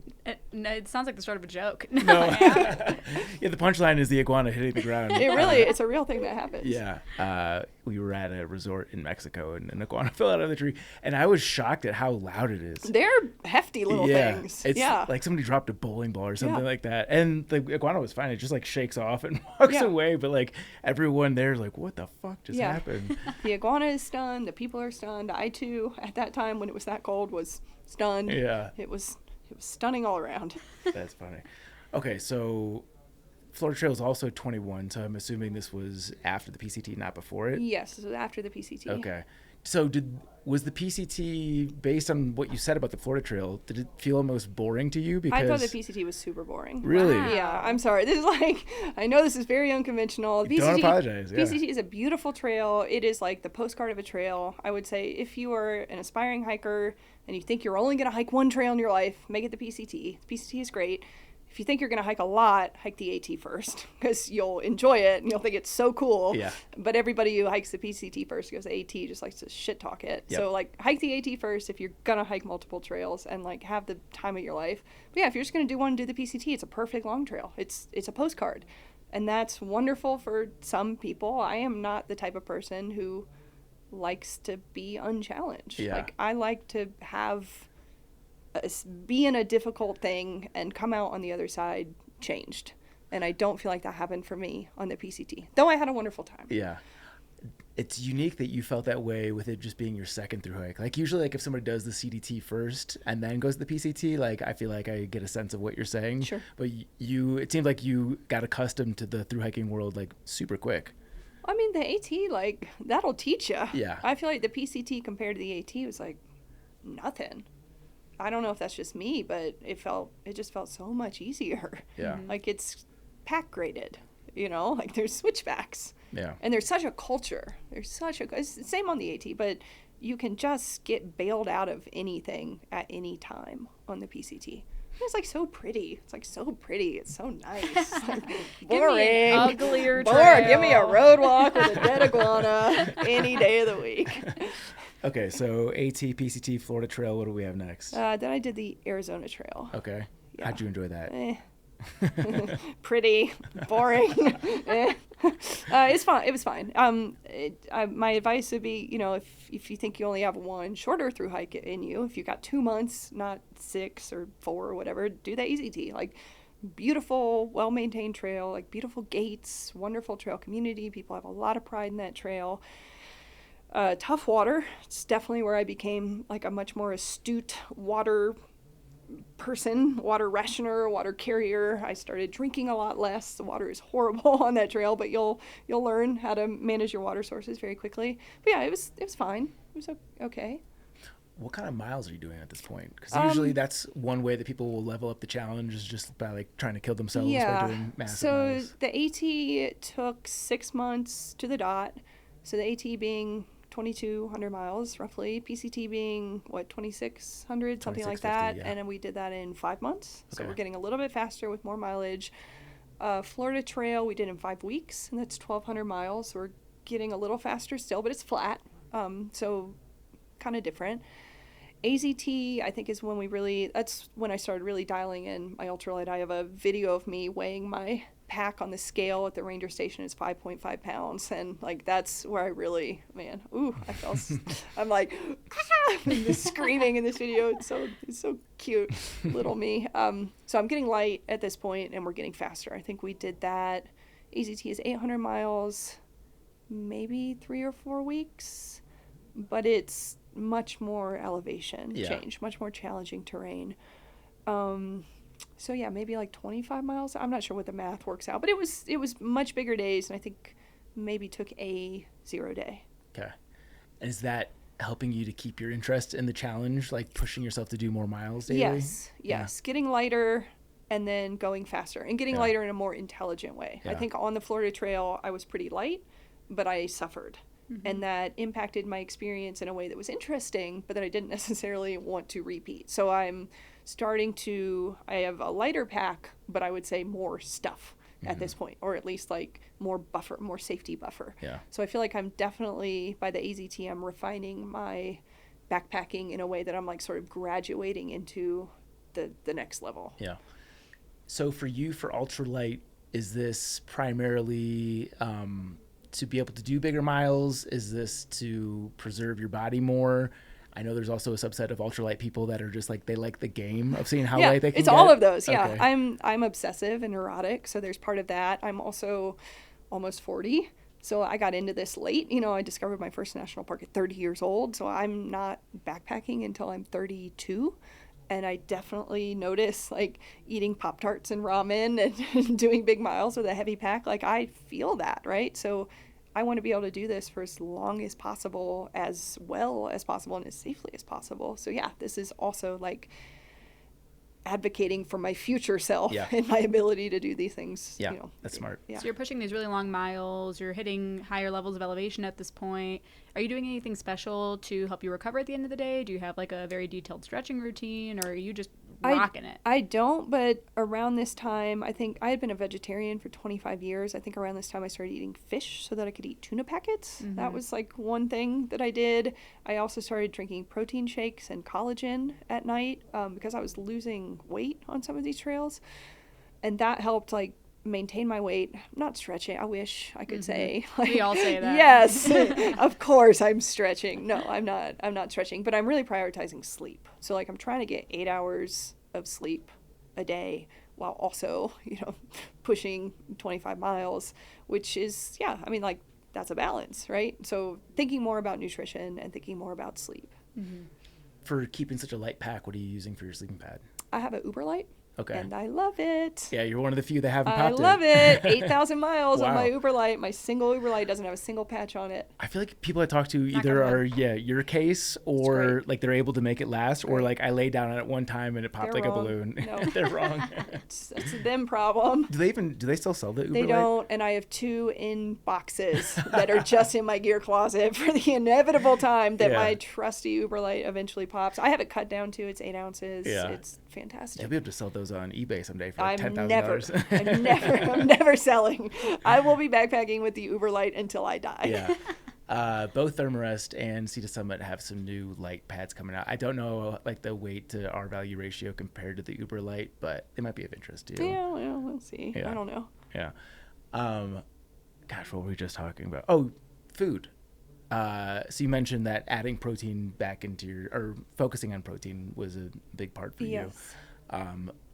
I know that can be one area where people mess up the ultralight thing. Yes. Where like they get a 5-pound base weight and then they're carrying 30 pounds of food and then they show up to town with like an extra day of food. Yes.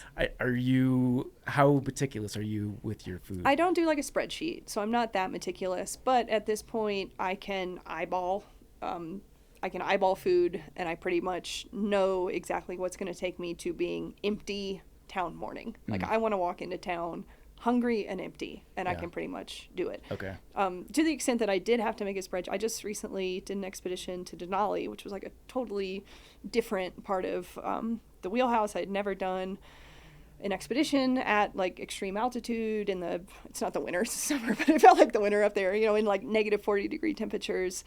But I applied a lot of these same skills. I was actually stunned by how many of the long distance backpacking skills were applicable to doing something like large scale mountaineering. And on the gear sheet, it said to bring 4.5 pounds of food per 5 days, something like that.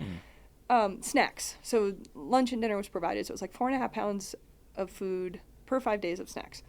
And so I put together what I thought would be that, and I put it in a Ziploc. And I'm like, yeah, that looks that looks right. And I put it on my little, every ultralighter has a kitchen scale, right? Yeah. I have 2.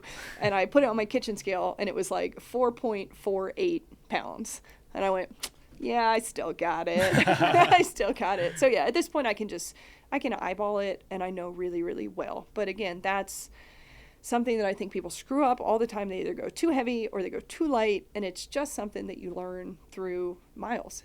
You learn what your body metabolizes, what you need during hard pushes, what you want to eat, you could have the food dialed statistically, and then actually I hate peanut butter and chocolate on day 72 of a long trail, so all that stuff is just trial and error, and I'm lucky that I've had the opportunity to do that trial and error and just kind of know. Yeah. Do you know roughly how many calories you're getting in a day? Probably 4,000 or so. Yeah. And I do a lot of it powdered. Like I drink a big protein shake at the end. I'll drink a lot of protein in the morning, a lot of protein at end, and then I just walk and snack the rest of the day. And I take a 30-minute to an hour lunch every day. Yeah. It's also like that's my break. I don't stop any other time, but man, that lunch, chef's kiss. What a lunch it is. What a lunch it is. It's so nice to not walk for an hour of the day. Are you doing whey protein or like a vegetarian I protein? have a whey protein, yeah. Okay. I eat full meat now, which is also due to the thru-hiking. Yeah. Yeah. I did the same thing. And when I started the AT, my worry, because I was vegetarian for years, and I was worried that I would get to town and I'd be in a gas station and I'd be choosing between a honey bun and like a turkey sandwich at the gas station. Yeah, exactly. And at that point, it's not about nourishment. Then it's just about like kind of maintaining this sort of ideal of being vegetarian on the trail, and I'm breaking down every day. Exactly. Do I want like a Kraft mac and cheese microwave thing, or do I want a tuna packet? Like, which one of these is going to provide nutrition for my body in this like critical moment of need? It's probably the tuna packet. Yeah. Are you sectioning off your food into like daily Ziploc bags, or? I do now, and when I'm guiding, I do. On a thru hike, no, I'm just sort of grab bagging. Yeah. Okay. Arizona PCT, Trail. Arizona Trail. Florida Trail, Arizona Trail. Right. Yep. Where are we next? The next thing I do is what I think is the first winter thru hike of the New England Trail, which is 250 miles, and it exists. Believe it or not, that's a trail. Yeah. That is an official national scenic trail. It basically runs adjacent to the AT and is worse in every regard. A glowing review. I mean, sorry. Thank you, trail maintainers. I appreciate your volunteerism and your effort, but I don't understand what the point of it is. It is through the exact same sort of terrain. It's Connecticut to New Hampshire. It's just like the AT. Like, I'm not sure what culturally or scenically it's bringing to the table when we have like the world's premier footpath, like right parallel to it. I don't know. Yeah. So you had so much fun freezing your ass off on the Florida Trail. You're like, you know what? Yeah. Let's go even colder. Yeah, let's do this again. This was, I was working as a park ranger, so I'm starting to like shoehorn these shoulder season trails into my attempt to like have a professional career during peak tourist hiking season for most people. So yeah, I start doing these more obscure national scenic trails to find something to do in the winter. Yeah. Which I think a lot of people like are looking for. You do the big ones and you go, okay, well, I got 5 weeks off in December, or I can figure out like around Christmas time I can take some time off. Like, if that's what you got, you can still have these really fantastic adventures on like really well established trails with at least like a modicum of trail culture. It's not the same, but it's adjacent, and you can have like really cool backcountry wilderness adventure because not everybody knows what you're doing, right? So like you get into little scrapes and escapades that I think keep that sort of first time magic alive. How cold does it get? The New England Trail, man, I got this great reputation. It also was like a statistical anomaly that year. They had coldest stretch of winter on record. It got down to -20 for a couple days. Whoa. Which I'd never experienced before in my life. Strange thing about that trail is you can't really camp on it, so it's logistically challenging. It's 250 miles, so like you can figure it out, but a lot of it is crossing through or like strongly adjacent to public or private property. So no campsite, so you got to figure out, you do your miles and you got to go elsewhere and camp off site. So like a thru hike of it is sort of a strange concept. I'm still thinking of this as like I'm connecting my footpath, but I'm not camping along trail. So the positive to that is, yeah, like when you have a negative 20 day, well, I spent 2 of those days in a hotel at night, at least. So I was able to take a hot shower and like, you know, dry out my gear and like get ready for the next day. So I suffered, but I didn't like suffer, you know. I assume you're not rocking the 5-pound base weight for that. I was not. No, I mean, it was basically slack packing. Yeah. Like I had a day pack with snacks and lots of layers, of course, and all the water, because all the water sources were frozen. So all the water I needed for the day, lots of food, lots of layers. But other than that, like no tent. Yeah. Oh, You okay. know, so yeah, it was pretty light. We did it pretty quick. We did the 250 miles in maybe nine days, something like that. What you're describing to me does not sound fun, but you liking a challenge. Yeah, it was an adventure. Yeah. I'm looking for an adventure, right? Like it's so hard these days. Again, back to the online thing. Like any information about anything that you want is often like a query away. So like to search, seek out and find true adventure is becoming more and more and more difficult. So doing this trail that has little information about it, period, dot, and then doing it in a season that has no information about it. Okay, well, like I've accumulated these skills over thousands of miles. What is a challenge where I can take these skills and test them and like see how my skills play against an environment that's new to me and like have an adventure? What's that going to be like? That I think that's something that it's like a lost art these days. Don't you want to be surprised every now and again? Yeah. Isn't that why we all start doing this, right? Like a sense of wonder? Yeah. No, I mean, I think I'm a little bit more basic bitch than you are, to be honest with you. I could do the PCT every year, I think, and be happy. I mean, I literally can. I have kids, but in theory, I could do the PCT every year, and that would scratch the itch for me. Okay. And I think for me, a sense of control kind of comes from the over-research of it. Like if I know exactly what I'm going to be encountering day over day, it's kind of like I feel safer out there. So I almost wonder if it's kind of like an exposure thing. Like the more exposure you get out here, you're like, it's the same old. Like, you know, I'm going to hike every day. Yeah. But I know I hiked with a good friend on the AT. She didn't look up a single freaking thing about the AT before she hit the trail. She had a backpack, she had a tent, she was ready to go. I knew like McAfee Knob, all of the major landmarks, and I'm like, are you so excited to get to Harper's Ferry? She's like, what's that? You know, so. I mean, I think both are totally valid. I just think the surprise element is so cool, and I think that's what makes what we do different than like living the normal life. Like the normal life, you wake up and you know what's around the corner, right? And I don't want to wake up and always know what's around the corner. And that's what's so appealing about thru hiking to me. Yeah, I respect that very much. So that pushed you out after the New England Trail. What comes next?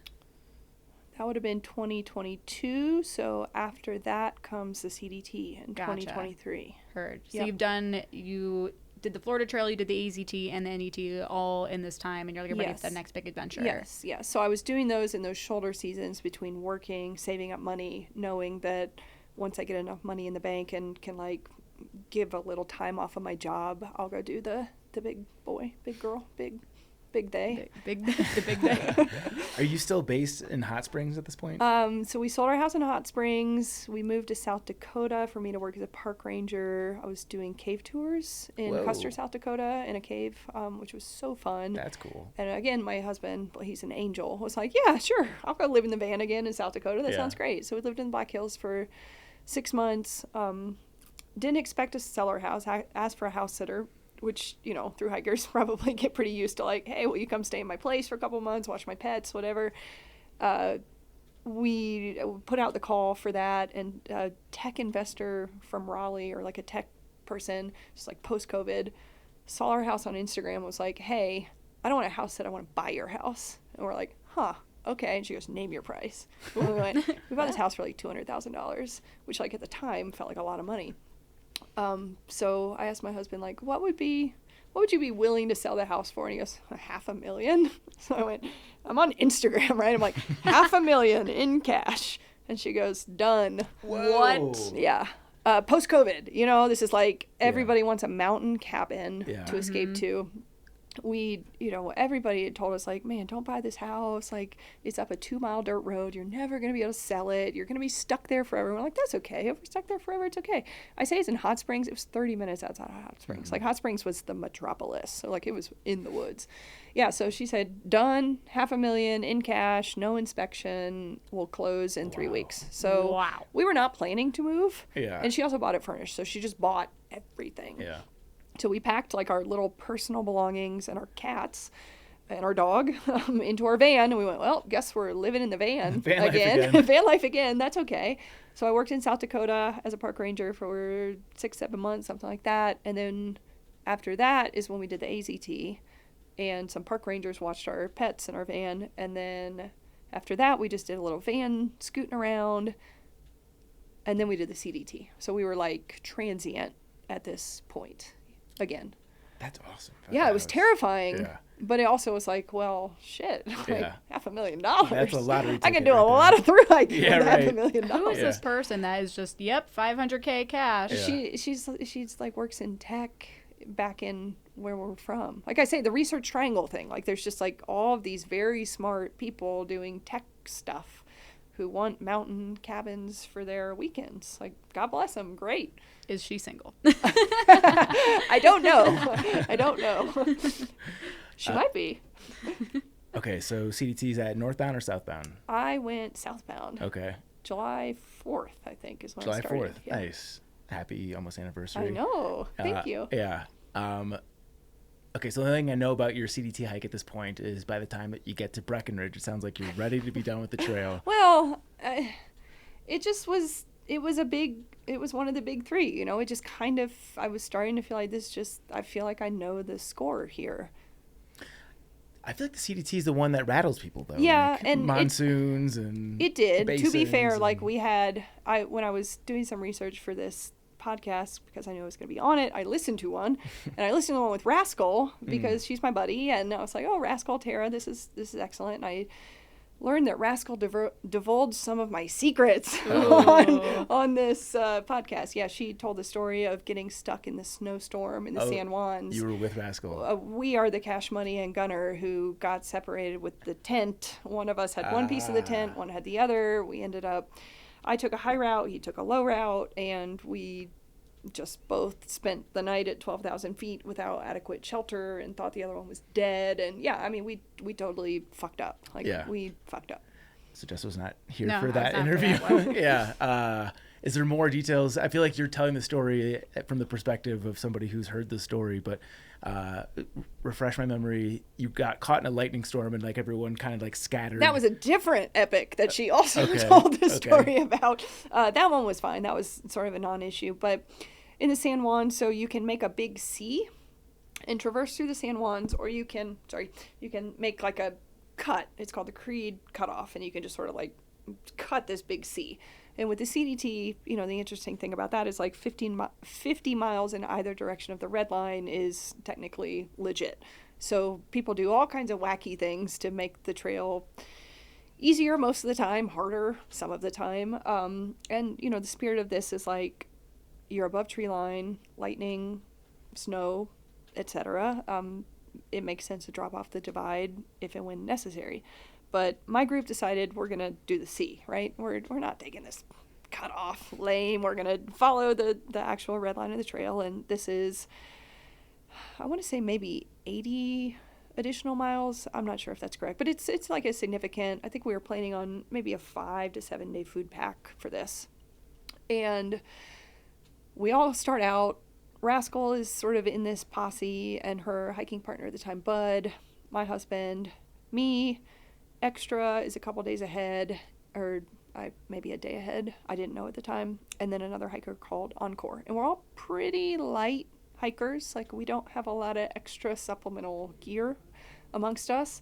We're also at this point, more than halfway through the CDT. I think we're all on our way to be Triple Crowners. Like, we're like a pack of hikers who's pretty experienced. And we do not think that this extra 80 miles or whatever through the San Juans is going to be as epic as it is. Like, we've been through mountain ranges before, right?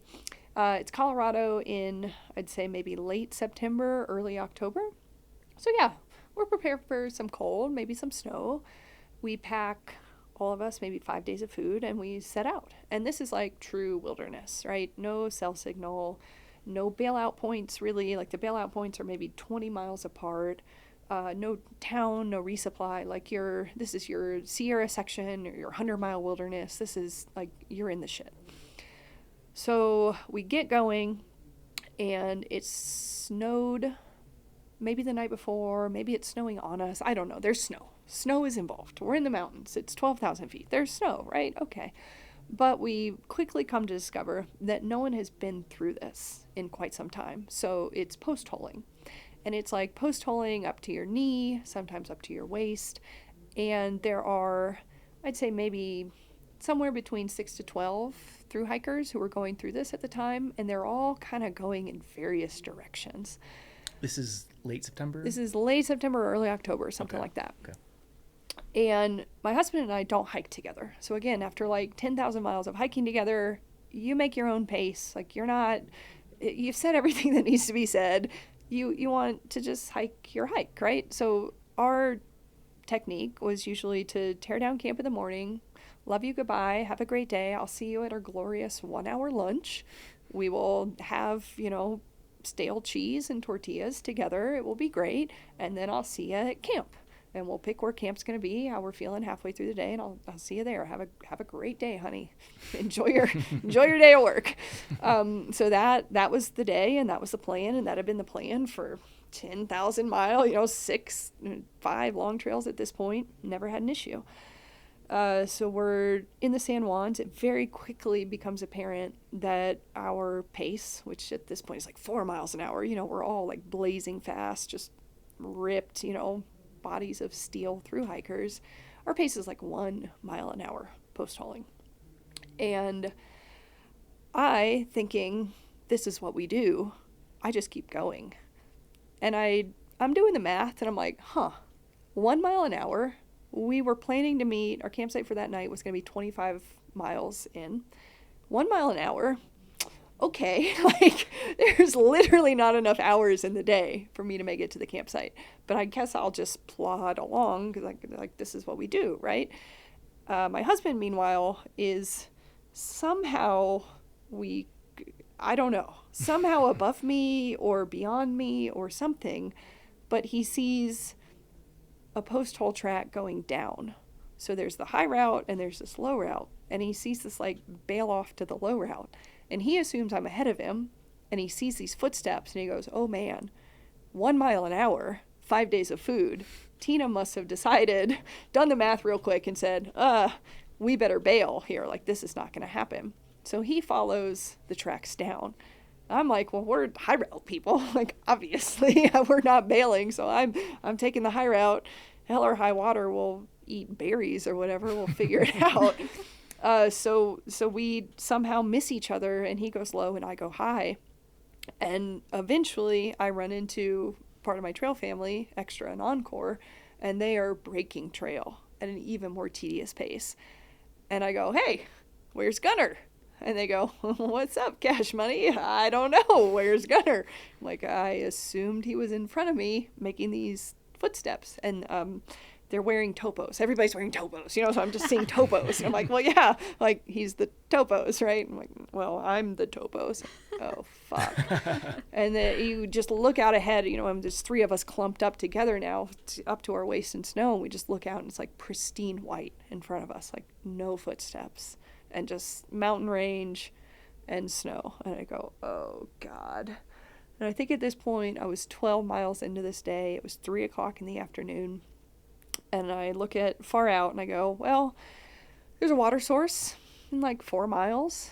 That would be like a natural stopping point where we would meet and corral. So like, let's make our way to the water source and we'll camp there and we'll wait, because that just seemed like the logical place that a person would go. So we painstakingly tromp our way to the water source. We get there around 6 o'clock. It is very, very cold. Again, this is about 12,000 feet in Colorado in maybe late September, early October, fall. It is, I want to say at this point, when the sun is still up, it's probably 15 degrees. and we're watching the sun go down, and it's just like, okay, you're not here, and I am, and neither of us have Garmins. Rascal also does not have a Garmin. None of us, to be frank, but one of us in this whole group, Encore, has a Garmin. I'm not sure what to do. The Garmin doesn't help because Grayson doesn't have a Garmin, so there's like no way to communicate with him. So we say we're just going to sleep at the water source, and we're going to wake at first light, and if he's not here, we're going to figure out our bailout. But the sleeping part is kind of complicated because we're a couple, and we split the tent, which this is a suggestion to everyone out there. Carry safety, emergency equipment, carry one of everything for everybody. Just do it. I don't know how that works for couples, but like, if you don't do that, figure out a way to talk to each other, because that's our very, very dumb mistake. But how do you divide the tent? He had the tent body, I had the floor and the stakes. Okay. So, you know, he had something, but he couldn't pitch it, and then I had something to lay on, but I didn't have any cover. So I ended up snuggling up with Extra, and he had a very cool tent. It was a 6-ounce DCF pyramid called the Abode, made by Johnny Z. I don't know if it still exists, but it's, as you can imagine, a 6-ounce shelter would be. Think about the Gatewood Cape and then make it smaller, you know. And Extra is like a 6-foot-something bodybuilder. Like, he's just a big dude. And so we sort of squish into this little shelter. And I try to sleep, and I can't, of course, because I'm like, my husband is missing or dead. I was going to ask, what's going through your mind? mind? I mean, my husband is dead. Yeah. My husband is dead. Like, he somehow fell behind me. He broke his leg, and he can't catch up. And, like, oh, my God, what do I do?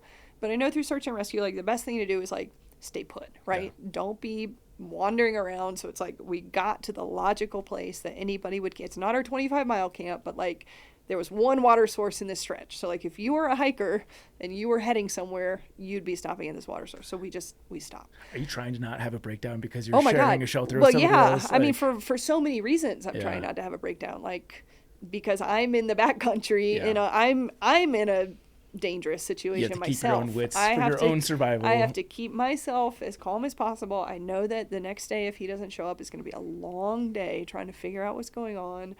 I'm also, like, Extra at this point. We hiked the PCT together. We had started the CDT together. We had hiked, maybe 1,000 miles of it together. We had had a pretty aggressive trail family breakup, and I hadn't seen him in 2 or 3 weeks.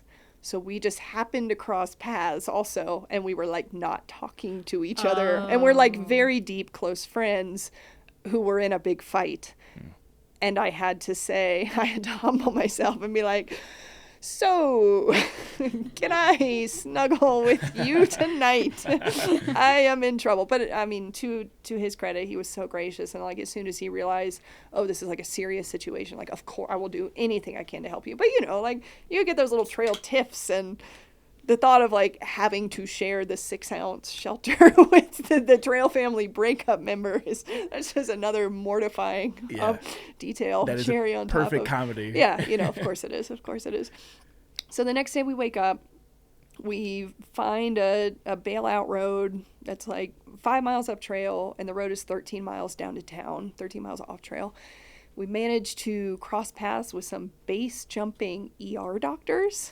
Wow. Which is like exactly the type of people you want to explain what's going on. The like, trail provides. Hey, yeah, will you please take me to, I think it was Silverton. Will you take me to town? And they're like, oh my God, yes. So at this time, the one person who does have the Garmin, Encore, he hits his SOS because Gunner is not here. We're bailing to town. SOS, something is wrong. He starts talking to dispatch. He's got the little Garmin where you got to type the little, you know, it's like, da, da, da, da. It's very painstaking. And he gets back from dispatch that Gunner, my husband, hit SOS. So I'm like, oh no, well, he's alive, but he is hurt. Like oh my God, he's SOSing. This is my worst nightmare. He broke his legs. Gunner is very clumsy. He broke his legs, or he like tumbled down a talus field. He went down a snow. I don't know, but like he's crumpled in a pile and he's dying, and he's SOSing, and I'm waiting for the helicopter. That's all I know. I get to town. I'm hanging out with my trail buddies, and we're just waiting. And they say, we've initiated SOS for your husband. We're going to get him. And I'm like, okay. So I got to figure out the nearest hospital, and I got to figure out how to get there. Okay. That's what I'm doing. So I'm just waiting. And I'm waiting, and I'm waiting, and I'm waiting. We probably get to town at like 10 in the morning. I don't hear anything until 5, 6 at night. Oh, my God. It's the worst many hours of my life. What I hear is, we got your husband. Okay, great. We'll meet you in town. Okay. Can I get some more details? Great. Okay. So we go to there's a cool little hostel there. I don't remember what it's called, but it's like a very cool old like wood bar, old house, creaky staircase type of hiker hostel. And I'm just waiting in the hostel, and my stomach is in a million knots. And my husband also, I don't know that he knows this, but my husband also has been told that I've hit the SOS button. And he doesn't know anything except, we'll meet you in town. And then about an hour later, he traipses into the hostel, and he's like red-cheeked and rosy-nosed, and he's surrounded by first responders, and he is walking under his own power. He's in his tiny little shorts, and they're kind of ripped up, and he's like wild-haired, and he's like, hey, let's go get some pizza. And I'm like, oh my God. So the very short summary of a very long story is we simply missed each other. He went low, I went high. We both spent a night exposed in the elements. We both thought the other was behind us and injured. We both hit the SOS for the other one. I managed to get into town. He stayed at the pass, because when he hit SOS saying my wife is missing, they said, well, what's your situation? And he explained, like, I'm at 12,000 feet in a sleeping bag burritoed in a DCF tent, and I'm not sure how to get out. And they just said, just stay put, we'll get you. So it wasn't like an active emergency. They just were like, we'll drive you. So like, don't hike any further. We'll come get you. We'll take you to town. We'll figure it out. So like, bless the first responders. This was the best case scenario of any kind of emergency that possibly could have happened. But yeah, like, we both pushed the button, and it was because we were unprepared and didn't communicate and did not have the right tools to talk to each other. It could have been easily rectified if we had the ability to communicate. So like, it's on us. But also, man, like, let's go get pizza, right? Like, there is nothing better than hearing that from your loved one when you think like they're dead. Yeah. Near-death pizza is the best pizza. Yeah. So what is a learning lesson? You guys both hike with Garmins now, or is like the iPhone satellite communication feature? We have both. Yep. Okay. Yep. We upgraded our iPhones. We use that, and then at least one of us always has a Garmin. So if we need to flag SOS, we can, and then we can do satellite communication back and forth between us.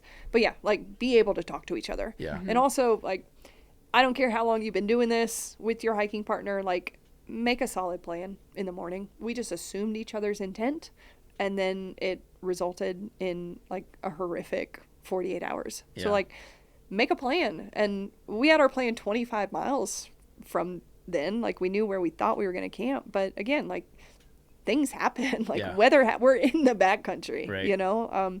So like, don't leave camp before you know the next place you're going to see each other. Yeah, I could see that, like, you guys both followed a very logical course in that situation and got separated. Yeah, I don't think anybody like did anything wrong Right. necessarily, besides like not having an appropriate SOS device. But we had done so much hiking in the past without it that we were just sort of we were complacent. Yeah. We were complacent. Yeah. Yeah, but nobody did anything wrong. Like, nobody screwed up. And looking back and like thinking about this deeply, I'm like, we did everything right that I think we could have given the circumstances we were put in, but the circumstances that we were put in were, to a great degree, our own fault. Yeah. Mm-hmm. That's yours if you want it. So it sounds like this is your type of fun. I loved it. It was great. Yeah. And it was great. If the PCT is boring, at least that's not boring. Yeah, right? no, that was not boring. That was not boring. And Rascal was part of that crew too, and she had her own epic, and she also got separated from her hiking partner, and people were bailing left or right. I mean, it was an exciting couple of days for a lot of CDT hikers. Was it tough to get back on trail after that, or were you like, No, but I will admit that we did the Creed cutoff. Hmm. Yeah, we did not do the San Juans. We did the Creed cutoff. We actually skipped 60 miles of trail and started, I'm not sure why. We started somewhere lower and kept going. And then we went back within our year window and picked up our 60 miles. And that was really weird. Yeah. It was just a very surreal experience. I think maybe where we got dropped off or something about our lodging meant that we had to skip miles. And we've never done that before. And definitely did not intend to skip the San Juans, and certainly didn't intend to like not have a continuous footpath. So it wasn't hard to get back on trail, but it was different, and it was in a style that we were not expecting. But I think it was a good lesson to learn. Like, you got to be flexible eventually, right? Yeah. Like, and you have to give yourself grace, and you also have to learn from your mistakes and do better next time. Was it tough to break the continuous footpath? Are you more of like a purist? Oh, for sure. Yeah. Oh, for sure. So yeah. were you wrestling with that when you got back on trail? I have lost the memory of why we did that in the sort of trauma of the situation, but I feel like it just was a non-negotiable. Like, it just wasn't something we could avoid for whatever reason, because neither of us are people who would choose to do that in a perfect scenario. So yeah, we beat ourselves up about it for sure, but we also made sure to, like, as soon as we possibly can, like, once the winter is over and the snow is melted out, like, we're going back for it. Yeah. Yeah, those early San Juan storms are Yeah, no joke. That's yeah. scary stuff. Gosh, who was the famous thru-hiker that got trapped in a storm in October in the San Juans, I want to say? Are you familiar with the Is that story? the one who died? Yeah. Yeah. Did he die in, like, a bathroom or something? Yes, yeah. I can't remember his name, but It's actually a beautiful story on Outside Magazine, but yeah. yeah, I've read that. It's powerful. It's powerful. And that was a very accomplished. 100%. Yeah, and I think think he was a triple crowner or like had tons of miles Yeah. underneath his belt. Yeah. And I think that's a really important thing. We can call that out on a podcast like this. Is like, you start out green and like everybody knows you're green, and you learn and you fuck up and you get better. Great, but like there's this other side of things too, right? Where this sport becomes more popular and people are doing it more intensely, and you get people who have a lot of miles now. And I think there is a complacency that comes with that, and with the ultralight and with the internet and with this sort of like one-upmanship and like this desire to stand out from a crowd or attract sponsorships or attract attention. I think that people are like on one hand more willing to take risks, and B, I think that there is such a sort of hypnotic repetitiveness to our particular sport that it's easy to become complacent and to be like, well, I've done it 10,000 miles before, I'm good. And we sort of forget that, like, we are playing in really wild spaces. Like, yes, we're on a trail that is 1 foot wide and manicured, but everything around you is wild. Yeah.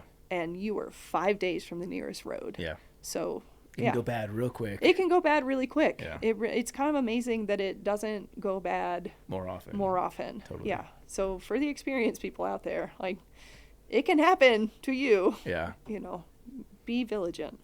Be vigilant. Yeah. Okay, so you finished the CDT, Triple Crown. Congratulations. Thank you. Go back to your new home. Go back to my new in the home. foothills. Yeah.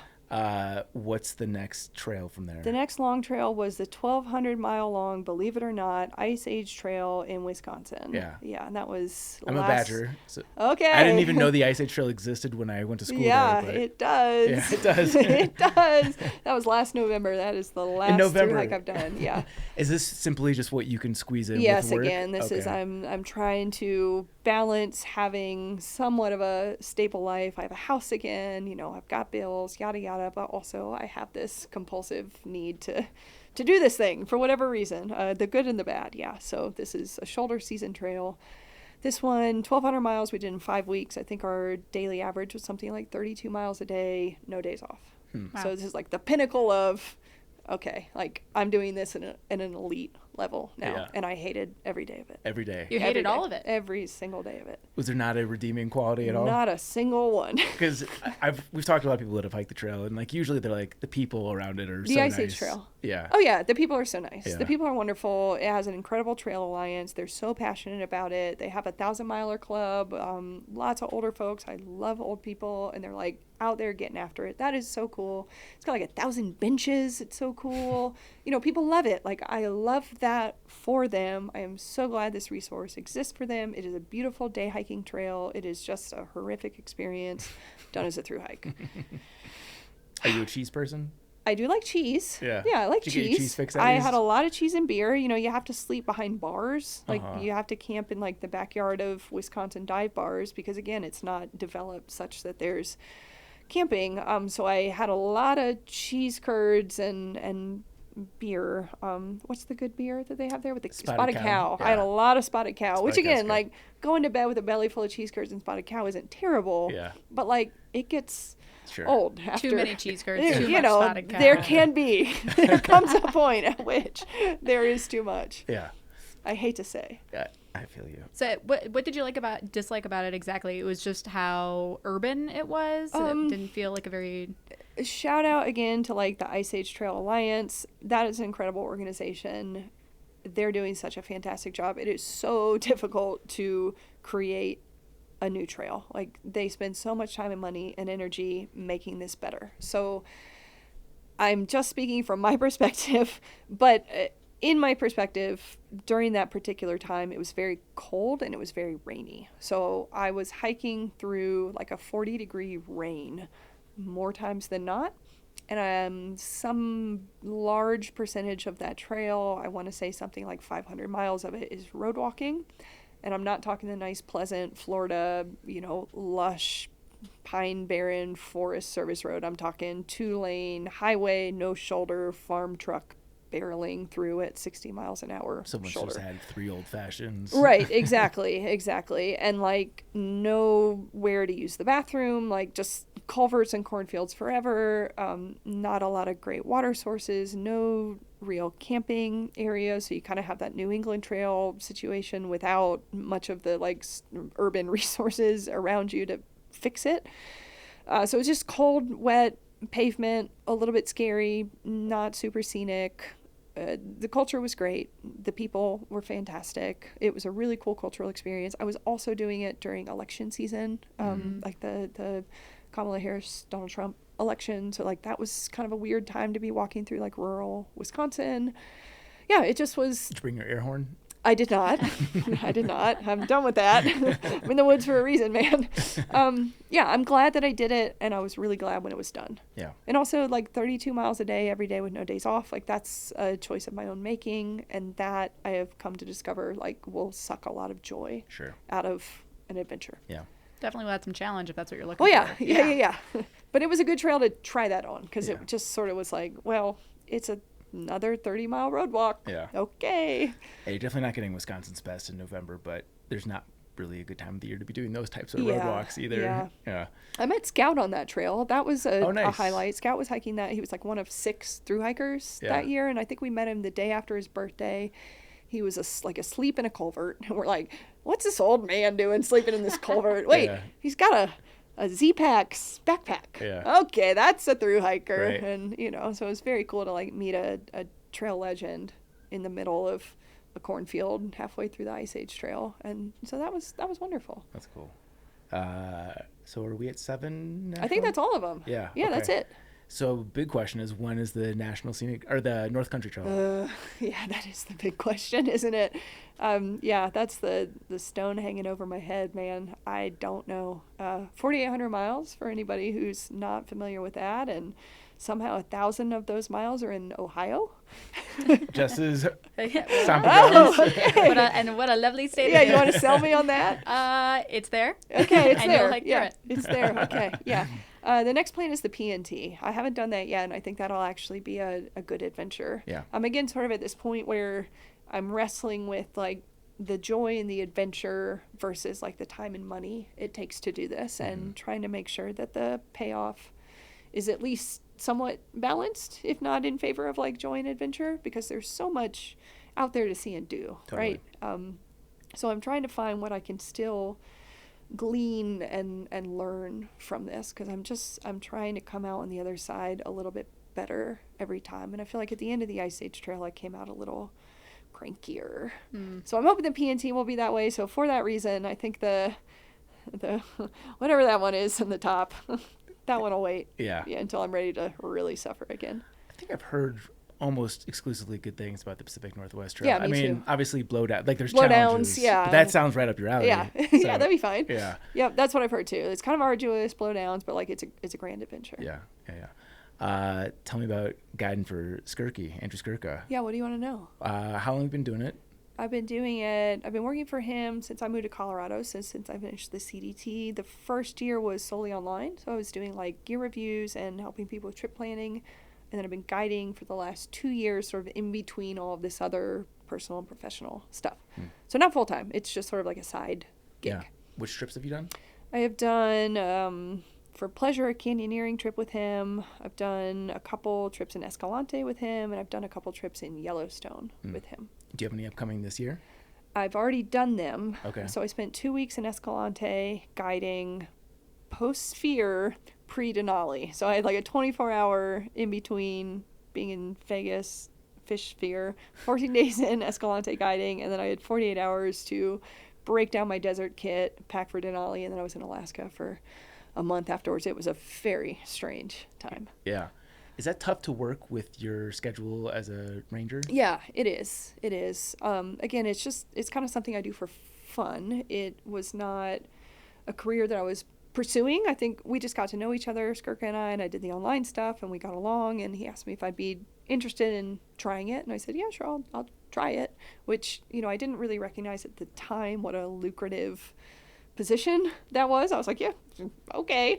And then I think he had a job listing, and he said, like many hundreds of very well qualified people applied for a very, very small handful of positions. I'm like, well, shoot, like I don't know. Okay, that's cool. I knew. So yeah, so I take it very seriously. I find it a great honor, but it took me a minute to recognize both of those things about it. I think at first I was like, yeah, sure. Okay, Yeah. great. Yeah, yeah. Let's go walk in the woods, whatever. Yeah. It's really cool. It's an honor. And you mentioned Denali. Yes, You want to talk about that? I did that. Yeah. Yeah, that was a challenge. That was a challenge. I know just from interviews on this podcast that like a huge percentage of that is luck. Like you're at the mercy Yes. of the weather Yes. gods out there. That's a really cool thing about that mountain. And again, to the like thought of being challenged, I have always wanted to try my hand at a larger mountain, but there's so much of it that has changed as the guiding industry has become larger and more lucrative, and there are a lot of mountains that maybe at one time would have felt like a grand, personal, self-reliant adventure that are now sort of, you're kind of ferried up to the top with a lot of support and help. And Denali for sure is that way in some regards, but it's one of the few mountains where you have to carry all your own shit. And so that was really, really intriguing to me. You have to carry food and gear for anywhere from 20 to 30 days, a month-long food pack, and weather from 80 to 90 degrees, full sun on the lower glacier, up to like -50 on the summit. So it just seemed like a really interesting way to apply skills that I had learned through backpacking to like an expedition, and then to carry it, which I thought that I had the strength and ability to do. I did go guided, which was complicated in its own way. But the other thing about Denali that makes it cool is it's where it's situated on Earth. It has thinner air than you would expect for the altitude because it's way, way, way up there. So the further you get from the equator, the air gets thinner. So mountains that are closer to the equator, despite the altitude, will have thicker air. So the barometric pressure is simply less at Denali. So I did not know that. yeah, so like 14,000 feet at Denali feels like 17,000, 17,000 feels Wow. like 20 near the summit it feels closer to like 23, 25. Wow. So there's that, and then there's the weather. Yeah. So it's somewhat close to sea, it's like sort of in the jet stream, so you get like this horrendous weather year round. So like high winds, very, very cold. I was there mid-May through early June, and our summit day, the high was -50. Balmy. Yeah. Yeah. So it's a challenge. It is a legitimate challenge. And yeah, you can be as fit and prepared as possible, and you just don't get a weather window because of rain, because of snow, because of wind, because of, frostbite. In those conditions, it takes like a minute or two of not moving or unprotected skin. Gosh, it takes like seconds, so there's a lot of different factors to consider to keep yourself safe up there. And how long was the attempt? I was there to the very last day of my possible food supply. We brought 22 days of food, and I summited on day 22. Wow. Yeah. Wow. Yeah. You got it yeah. at the buzzer. Yeah. It was crazy.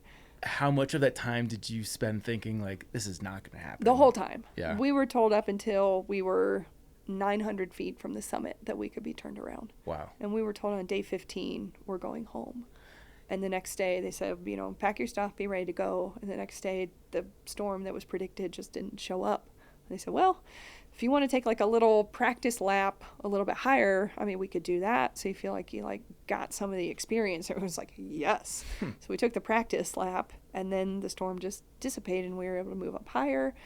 And then from there we were waiting, and it was a very rough season on Denali. It was very deadly. Because of the bad weather, they weren't able to fix any of the lines, so they weren't able to put any of the protection into the most dangerous parts of the route. People tried to go anyway. They fell. 3 people died where I was at camp, and we could see them, and a 4th person was evacuated with critical injuries. Helicopters, doing rescues all day long. We were camped right next to their camp. We had to pack up their stuff for them. Wow. So yeah, like we didn't think we were going again. And then they said, hey, we're going to go. And they were fixing everything as we were climbing it, which is a really scary thing to do because it's slow and it's cold and you don't know if they're going to be able to do it and you don't know if it's safe. And yeah, it was a rough season. What goes through your mind when you see bodies like that? Hope that won't be me tomorrow. Yeah. Yeah. That's got to be so heavy. Yeah.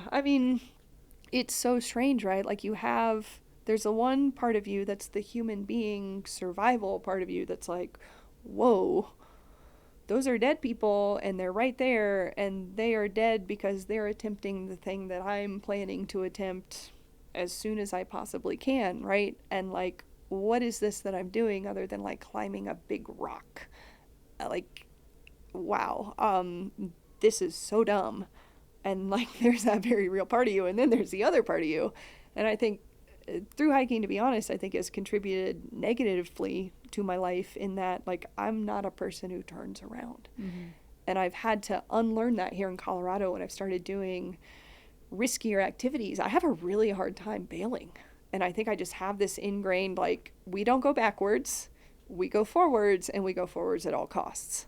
And that is not a good mind frame to have when you're doing high routes or when you're going to the San Juans in the snow, when you're climbing Denali. This is like not a productive mindset, but I had that too. I had that very real, like, yes, people just died, but I'm going to complete the mission.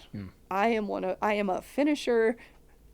No pain, no gain, no Maine, no rain, whatever. Like, I'm going to Maine, right? Mm-hmm. Like, I'm doing it. I'm finishing what I set out to do. And those two feelings were in conflict in a way that was like deeply unsettling. And then to know that I'm choosing the goal over personal safety, to know that that's the one that wins is also deeply unsettling. And to like confront that and stare that right in the eyes and know that about yourself doesn't feel good. Yeah. Is there any part of you that after you had accomplished it and you basically had that metaphorical fork in the, I guess not even metaphorical, that fork in the road, is there any regret? Or, Oh yeah. I'm deeply ashamed. yeah, I don't feel proud about it. I mean, I summited the mountain, like, great, but 5 people ended up dying within, like, a 3-day span where I was, and I knew it, and I knew why, and I chose to do it anyway. And that, at the time, that felt like a logical enough decision, but looking back on it now and, like, talking to my loved ones and seeing how much anxiety and pain that brought them, and knowing, like, I was willing to risk my life in a very obvious and real and consequential way to do something that really doesn't matter at all, like, to know I'm that kind of person is a bit shameful. Do you think that will change the way that you approach those situations in the future? I hope so, but honestly, I don't know. Yeah. I think that might just be who I am. Yeah. I think I have had to stare that in the eyes and say, well, this is the type of person I am. This is what I do. I mean, did it feel surreal to you in the moment to say, like, this has happened to people that are attempting the exact same thing that I'm going to? Did it feel to you like a real possibility that this could go wrong? It felt very real. Mm-hmm. I mean, I felt like I could die for sure. I definitely felt like I could die. And somebody on my summit team also died. And then a park ranger who was helping with the rescue died. So, I mean, yeah, it kind of felt like everyone around me was dying. Wow. And I was still willing to go forward, which is just crazy.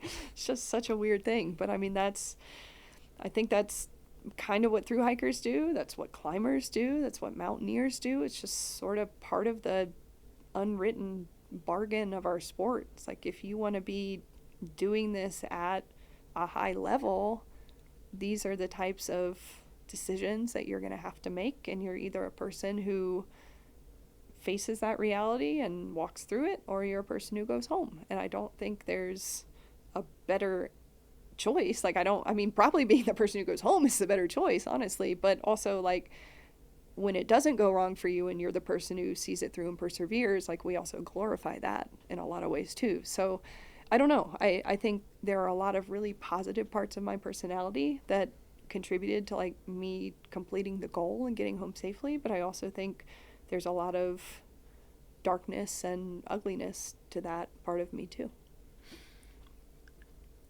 Is there something not to just, like, this is tough for me to say because I'm the most risk averse person there is, but just accepting that that's what makes you feel alive, like pursuing those high risk scenarios. Because like, imagine had you turned back, like, I imagine you've gone through that hypothetical in your head, and like, I assume there's probably like regret or shame or whatever it might be. Like, that's kind of a no-win scenario for you. Yeah, sure.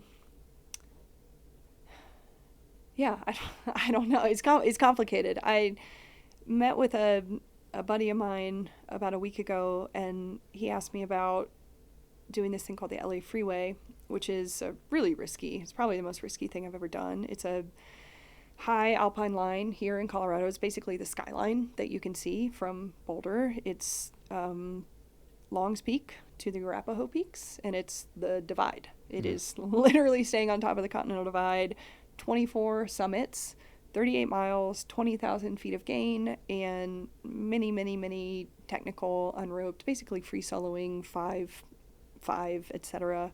rock climbing. Wow. With 3,000 foot drops on either side, like, just basically 24 peaks of you fuck up and you're dead. Mm-hmm. And I did this last summer. Came into it with the thru-hiker's confidence, 38 miles. Well, it's a day, right? Like, sure, that's a big day, but that's a day. 20,000 feet, okay, that's a lot, but I can do it. The whole, like, unroped free climbing at 12,000 feet, that's a whole different thing. That's free soloing. And he asked me, like, what in the world motivated you to do that? Like, why? Why would you do 5th class, 48 hours, no sleep? Like, you could die. And my answer was exactly that. Like, it's not that I have an interest in dying. I love being alive, and I love feeling alive. And I think doing these things where this specter of death is so present, it's so evident, it makes me focus on every particle of my being in a way that I don't experience when the consequences are lower. And that feeling of liveliness, that feeling of vigor, that feeling of concentration, that feeling of focus, that feeling of just pure embodiment is like the most alive I ever feel when the consequences are the opposite, right? So again, I don't think this is good or healthy. I'm not necessarily proud of it. It's not anything I would recommend that people do, but I do think that there is an appeal to looking at the other side of the line and getting very close to it and realizing I'm not that, so I'm this. Yeah, fascinating. Don't do it. Don't do any of it. You don't have to twist my arm. Yeah, like I said, I am risk averse. That's great. Stay that way. Yeah, I'm happy to just do the PCT every year. Tina, I don't know if we didn't get your trail name. Cash Money. Cash Money. Cash money. What's the Cash story Money. there? The story there is I have a weird uncle who I love dearly who like understands me. And he knew I was setting off for the AT March 28th. My birthday is March 2nd. He sent me $100 in a card that was like, happy birthday, use it on the trail, have fun. And I had read somewhere in my non-trail, my naive reading about very little trail things. It's like, one of the things you should pack is money. You should pack like 5s and 1s so you can like tip drivers or whatever. Somebody gives you a pie, like give them some money. And I was like, okay, great. I'm going to take this $100 bill. I'm going to break it into 5s and 1s. And I'm going to have this money so I can tip people, right? That's what you do. You got to have this. So I had this like fat stack of $1 bills. And the first trail magic that we came to was with my trail family. And it was 9 o'clock in the morning, some gap in Georgia. And they had a 24 rack of PBR and they had donut holes and they had coffee. It's like, oh man, this is so sweet. So I had some coffee, I had some donut holes, and we were getting ready to leave, and I asked if I could also take a PBR. Like, possibly may I have a 10 in the morning PBR? And they're like, yeah, of course. And it just was like the wildest thing, right? Like, this person is like giving us donuts and beer at 10 in the morning in a parking lot in Georgia. Like, this is so cool. I love this. And then I said, well, can I pay you for it? And I pull out this wad of money. It's like sweaty wad of $1 bills. They probably have some assumptions about you at that point. Yeah. And somebody just was like, it's trail magic cash money. And so, you Nice. know, That is a really good cash one. money. It stuck. That's good. I did pay them still. I gave them like $5 or whatever. And I was like very happy to have that ability to like give, when somebody gives me a ride, I want to give them gas money. But yeah, when it's $100 in a sweaty stack, like, that's unnecessary. Yeah. That's funny. Very cool. We're going to wrap with the sponsor question. I think you kind of already answered it, so maybe we'll repeat it, or if you've got something new, that works too. This is the Stay Salty question presented by Element. Use our URL, drinklmnt.com/trek for a free sample pack with your order. What is your hottest take in the world of backpacking, outdoors? Can be anything. Yeah, the hot take is that thru-hiking should have a standard. We should uphold the definition of what a thru-hike is. Hike your own hike is great. It's beautiful. But aquablazing is not a thru-hike. Riding your bicycle through the basin on the CDT is not a thru-hike. Not having a continuous footpath, it's not a thru-hike. Not completing it within a year, it's not a thru-hike. A lash, even if you finish it, it's not a thru-hike. Thru-hike, we have standards. Love it. Love it so much. Where should people go to keep up with you? You can find me on Instagram. It's my name, Tina Currin, TinaCurrin, or on the trails in Boulder County. Hell yeah. Cash Money, thank Cash you Money. so much for joining us here My on pleasure. Backpacker Radio. This was a ton of fun. Yeah, thank you so much. Again, we're going to do, as the bonus segment, my ongoing Sun Hoodie review series. This one is one I just randomly grabbed from the pile. I mean, I've tested it. This is the Outdoor Research Astroman. Was that what it was? Hold on, let me pull it up. Oh, God. Yeah. The men's Astroman Air Sun Hoodie. Outdoor Research does really good apparel. I'm just going to give you the headline here, is I did not love this one. That's been kind of the running theme with my Sun Hoodie review. But the primary thing, well, let me start with the pros, is I'm learning that I very much appreciate the feature of having either a zipper or some buttons or something to add some versatility to this. Because when you're not in the beating down sun, you're in the shade, it's nice to be able to let the stuff breathe. And that's probably my biggest knock with most of the sun hoodies I've tested, is just like you lack the versatility. I understand the reason behind it, like zippers fail, it adds weight, therefore expense. There's a lot of reasons against it, but me personally, there's going to be so much of the time where you're wearing a sun hoodie and you're not actually battling the sun, that just having the ability to let the cans breathe a little bit is very much appreciated. So big plus for that. The other thing is this one is definitely on the lighter side compared to many of the sun hoodies I tested. I think this one I weighed at 5.2 ounces. This is the large. So they've ranged anywhere from like, I want to say the Kettle Mountain was 4.2, so fucking light, up to, I want to say, closer to like 9 ounces. So this is definitely on the lower end of the spectrum in terms of weight. That said, the material is almost like, if you hold it, stretch it. Yeah, I could hear it from over here. It's almost ASMR. Yeah, it's a little too, it almost has like a teens of like wind jacket element to it. Like I want it to breathe a lot more. So it's perforated on the side panels. I want that fabric all over this because, again, if you're using a sun hoodie, primarily this is like a summer activity. I guess this could be nicer for like more of the shoulder season sun activities, but I'm testing this intently for summer backpacking, and I just found that it was creating too much warmth, which is surprising given how light it is. If there were some perforation with it, I think it would really improve it a lot. So it was almost disqualifying for me at that point. It just trapped more heat than I would ever consider using for a summer backpacking trip. The other thing I don't like is the elastic cuffs here. Those are tight. They're tight. Again, we're just trapping heat. I want something loose. I want something that I can unbutton or like just have some versatility to let some air out. It's so tight that you can't even like get it past mid forearm. Your rippling forearms. Yeah, me typing all day. That's my strength. So yeah, the cuffs were not good. The material's not good.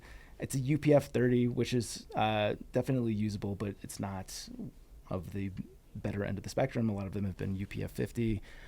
And the price point, this is one of the more expensive ones. This is $115 at MSRP. It's currently on sale through their website at $92. But overall, just honestly didn't love it. This is not one I'll be going back to. There is another OR sun hoodie that I know is very popular in the backpacking world, so don't equate that with the popular sun hoodie that you'll see in the thru-hiking world. This is not that. I forget that's like the Crater Lake, I want to say. That's what I have. Yeah. Yeah. You like that one? I do like it, yeah. Okay. I do have that one on my list. Again, I've just been grabbing these out of a pile. There's not been much rhyme or reason here.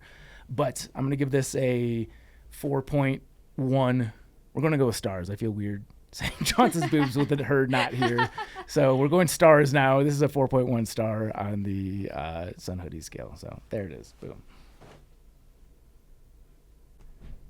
Okay. We just got a thrilling sun hoodie review. We're now going to the Trek propaganda portion of today's show. Do you want to kick us off? I can. Today I would like to highlight one of my favorite bloggers of the season. This is Gurjan Hungry Hurtkers.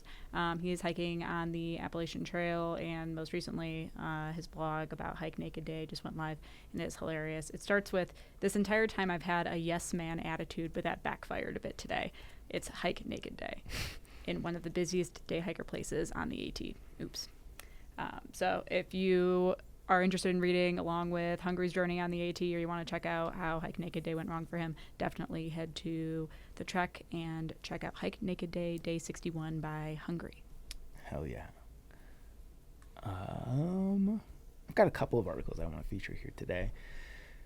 This first one is, I just love the premise of this article so much. I couldn't believe that we hadn't done this as a dedicated article up until this point. The Trek has existed for so long that it is now hard to find concepts that are novel, like thank God for news, because that will always be changing. But like when it comes to the through hiking content, it's tough to come up with new, novel, fresh ideas. This one is one. This is by Livy, whose name has been mentioned many times recently on this podcast, upcoming guest. This is 20 strange things through hiking can do to your body that no one talks about. I'm going to pick a few of them. Like the name. Number 4, lizard skin from chafing. The body is adaptable. After repeated chafing in the same place for days, weeks, even months on end, the skin sometimes loses its hair, hardens, and builds a protective shield of strength for itself to prevent the pain of chronic chafe. It's helpful, but it can look pretty darn weird. It sometimes even leaves a scar. My trail friends and I like to call it lizard skin. You have any lizard skin? I've never had lizard skin in my life. That's a good thing. This one right here about knobs on hips is very real because I definitely experienced that while I was on the AT. Which number is this? This is number 19. Okay. Only some people deal with this, but I've heard reports of bumps forming on the hips from wearing a heavy pack with a hip belt over a period of time. I did. When I got off the trail, I had weird, almost like lumpity lumps on the hips just from where my backpack was. How long did that last for you? I think it went away. I had a hard time looking at them because I was like, oh, they're so lumpy. So I just stopped looking at them. Yeah. And I'm going to have to go with number 17 because we love talking foot photos here at Backpacker Radio, and this one provides. This is athlete's foot. A lot of people have athlete's foot on their thru hikes and don't even know it. It's much more common than people think. It happens easily from feet being wet and sweaty all day, every day, sharing hostile spaces, and from general lack of hygiene. And I'm hoping this is Livy's foot because that is terrifying. Oh, that is gnarly. It looks like cheddar cheese growing from the top to the bottom of the foot with like a nice little lizard skin blister happening in the middle. I hate how big the photo is in your laptop because you're having to scroll up and down just to see the entirety of it, and that is really disturbing for me. If you're watching on YouTube, you get a little taste. But check out that foot cheese. Yeah, if you want the full thing, head to the link in the show notes or go to the Trek, and it'll be featured in the featured article section. Okay, the next one, I usually don't like to do 2 articles just because it's so long-winded, but this is a series I've been looking forward to for far too long. This is the Triple Crowner survey ranking the best and worst trails, Triple Crown trails by Katie Jackson. I think we're doing a 7-part series with the Triple Crowner survey. We ended up surveying, what was the total number? I think it was in the 82 people who had done the AT, PCT, CDT, asked them a whole host of questions. This one is ranking the best and worst of the Triple Crown trails. So I think we touched on this on Jabba's last episode. I did a preview of the data. If you didn't hear that, and if you did start it and didn't finish, I get it. But the favorites trail overall, believe it or not, was the CDT. And that won by a wide margin, favored by over half of the respondents, citing the remoteness, difficulty, and scenic variety. PCT was in second, and the AT got 12% of the favored vote, which naturally leads you to the least favorite trail, which was the AT. The clear worst pick by nearly 60% of hikers. People complaining about weather, terrain, less impressive scenery, blah, blah, blah, blah, blah. Most respondents who dislike aspects of the AT still express pride and gratitude for finishing it rather than regret. It's one of those things. It was like the worst, it just means the least favorite. No one actually thinks that the AT is the worst. Actually, that's not true. We've interviewed people who think the AT is the worst, but through hiking a Triple Crown trail is inherently an awesome thing, and to be the third of the best trails is still a very good and fun thing. Yeah. Oh, my lobster's too buttery. Yeah, that's the AT is the least buttered of the lobster. Good. Both of those articles are available in the link in the show notes. Question of the day. Would you rather have access to a life rewind button or a life pause button, and why? When you say life pause button, you mean I can like pause and everything around me stops, but I have time to think? It's a great question. I don't know. I was going to ask you the same question. Oh, okay. This is not What my do I think of question, it? so we get to decide what this riff exactly. on it. I'm thinking, yeah, like have you seen the movie Click? Yeah.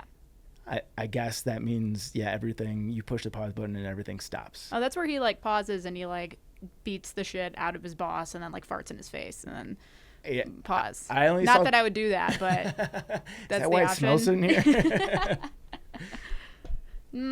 Gosh, I don't know. I feel like hashtag no regrets, so maybe not life rewind button, but or actually, no, I take that back. I would life rewind button so I could like invest in the right things and make a fuck ton of money. Sure, yeah. time travel hack, that would be number one. That's from Back to the Future. What, the super capitalist angle of things? Hell yeah. Yeah, I mean, how can we profit? You're carrying Chauncey's torch there. But in Back to the Future, I think he ends up learning who the future World Series champs are, and it ended up being the Cubs. So yeah, that's an easy way to make money.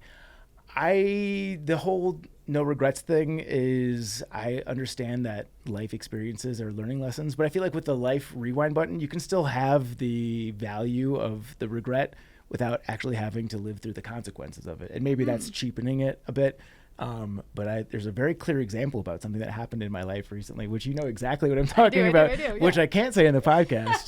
I do. Not related to the podcast at all, but that would be a very clear rewind moment for me. I think you would get it just for that singular moment. Yeah, actually. honestly, yes. That in recent memory, that is definitely my biggest regret for sure. Maybe someday we'll be able to laugh about this in the open, but as of right now, Jess is the only person allowed to know that story. I will be the only one. Hopefully. Yeah.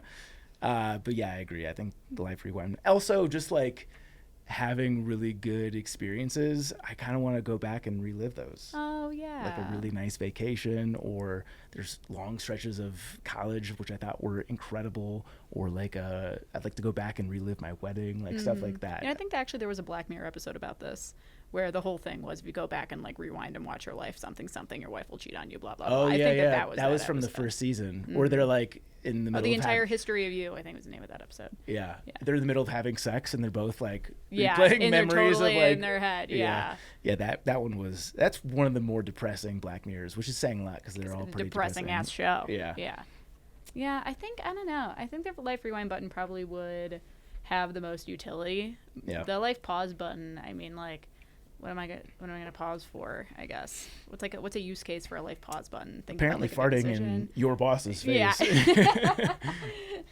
I agree with you that one's not even close for me. Yeah, I think honestly probably you could. I was gonna say you could probably gamble on that one too, but no, you don't have the benefit of seeing in the future. So yeah. Yeah, no, I think life rewind wins. I just don't know what the benefit of pausing versus rewinding is like. You want to live in this moment forever. Yeah. A beautiful view. You could just keep rewinding it. Oh, yeah, you only get to rewind once? I don't understand. But anyways. Rewind wins. Yeah. I want to hear from somebody that feels differently. Definitely podcast@thetrack.co or leave an Instagram comment, because this one doesn't equate for me. Triple crown of shitty beers. Whoop, whoop. As of this release, it's July 27th, but we just wrapped the 4th of July, and I feel like for me, 4th of July is like prime shitty beer season. Absolutely. I love shitty. I have stopped drinking nice beers pretty much altogether at this point. Too heavy. Too heavy. The hangovers are worse, more expensive. I mean, if someone's giving me an IPA, I'll drink it, but just give me a shitty beer. Give me a shitty beer all day. I'm about that. For sure. Do you want to start? Absolutely. Number one, I would never call this a shitty beer, but I think it probably falls in that category as budget. But I love a fucking Blue Moon. Ooh, I would not call it a shitty beer either, but we can, with how like domestic it is. It's super domestic. Yeah, definitely. And on the cheaper side of things. And it's made a stone's throw away from here, so is it local Chores? Bonus. Yeah. Wow. Okay. Yeah. All right. There you go, Chores. There's a dedicated Blue Moon bar in I guess like North Rhino. I don't even know what neighborhood that would be, but in Denver. Is there really? Yeah. Oh, that sounds fun. That's Jenna's favorite beer. Wow, is it? Yeah. Oh, it's such a good beer. I like an excuse. I'd like to give you a little orange slice off an orange that's probably never been washed and has been like sitting at the bottom of the bar for like 20 years. Like I like the experience of having a silly little fruit when I order my beer. Totally. And then I always drink it fast, and it's like a decent ABV. It's good. It's a good beer. Yeah, I want to say it's like 5.4%. I drank enough of them that I know that. Off the dome was kind of weird. That is weird. I want to fact check that actually. Look that up. And if you're right, that's shame. That's actually. alcoholism right there. I'd feel better. 5.4%. That's Let's terrifying. go. You really should Let's not know go. off the top of your head. And if you like Blue Moon, I highly recommend. Have you had Bell's Oberon? I have, yeah. And those are also really good. Really good beer. Good. Yeah. I want to say that's 6%. Look it up. And again, if you know it, I'm putting you in a facility. 5.8. Okay. All right. You survived this time. Yeah, we do need to have an intervention with me. If I just know every ABV off the top of my head, apparently. Okay. My first shitty beer. What am I going to go with here? I'm going to take it because I thought as you started to give your spiel, and also based on where you're from, you were going to take it. Yingling. Oh, yeah, I love a Yingling. Yingling is so good. And I feel bad even putting this in the shitty beer category.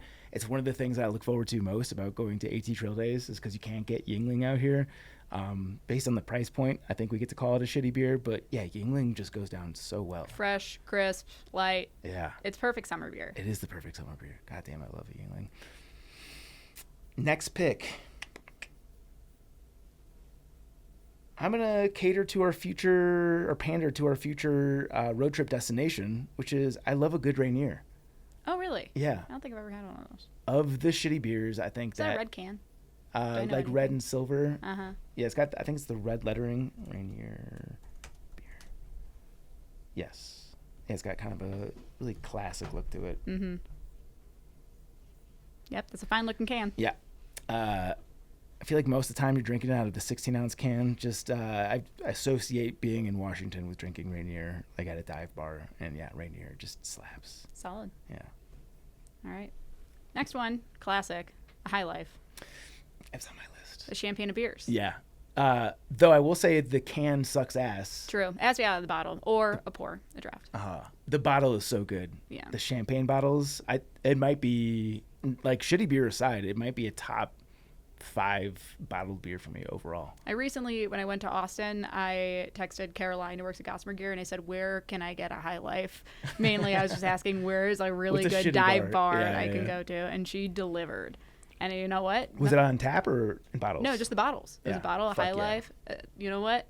Trashy summer cig and a High Life on a Yeah. patio moment. Sure. Buddy, that's Yeah. a good life. That's Yeah, a High yeah. Life. That is the High Life. Yeah. And I also feel like you're right. That is a good litmus test for a place that you want to be. Like these uppity hipster bars. Well, maybe a hipster bar, but like the uppity, like highfalutin cocktail bars, probably not carrying High Life. Highfalutin would be a really good name for a cocktail bar. Highfalutin. Yeah. You I get go one twice. more. Yeah. Next one, another shameless summer pick, but summer shandy. Leinenkugel. Yep. Wisconsin, baby. Let's go. Freaking delicious. Yeah, drank a- Sweet, perfect, like poolside drink. Yeah. Fly through a few of them. Definitely a hangover beer, but still super yummy. Yeah. I probably haven't had one of those in, let's say, 15 years now. But yeah, I drank the shit out of those in college for sure. Yeah, a lemony yum yum. It's good. Yeah. Yum, yum. It's good. Yeah. Leinenkugel dominates in Wisconsin. My last pick. Very upset that you took High Life. Well, there's one more obvious choice. What I'm going to say is not obvious, but I have to take it, is Hams. I've never heard of it. No, Never had it. It's another, if you haven't spent time in Wisconsin or been at this podcast in the last month, Hams is very good. I don't know how far distributed they are out of Wisconsin. It's like one of the classic shitty Wisconsin beers. Wisconsin has a lot of them. PBR. Oh God. PBR was going to be the obvious one that I was going to say. Yeah. It's the obvious shitty beer. Yeah. I like the aesthetic and vibe of a PBR. I can't say that I love the taste of a PBR. I drink it. You're not supposed to like it. Yeah. You don't enjoy the taste. Yeah. I mean, it has the best logo in the game. That's undeniable. Yeah, it's but- more of a lifestyle than an enjoyable beer. For sure. But yeah, Hams is really fucking good. Honorable mention for a Rolling Rock. Yeah, sure. I'm 18. I'm in college. It's also a Pennsylvania beer, right? Is it really? I think it I is. don't know. I just know the green beer. Yeah. I drank a lot of those in college as well. Where are we? Yep. Latrobe, Pennsylvania. Of course. Yeah, everyone knows How Latrobe. do you see again? That's you should know exactly where that beer is from. How do you just know these things? I'm glad Viking's not here right now, because he'd give us a full history lesson on. Oh, Latrobe's actually the fourth most. Yeah. Good. I think we did it.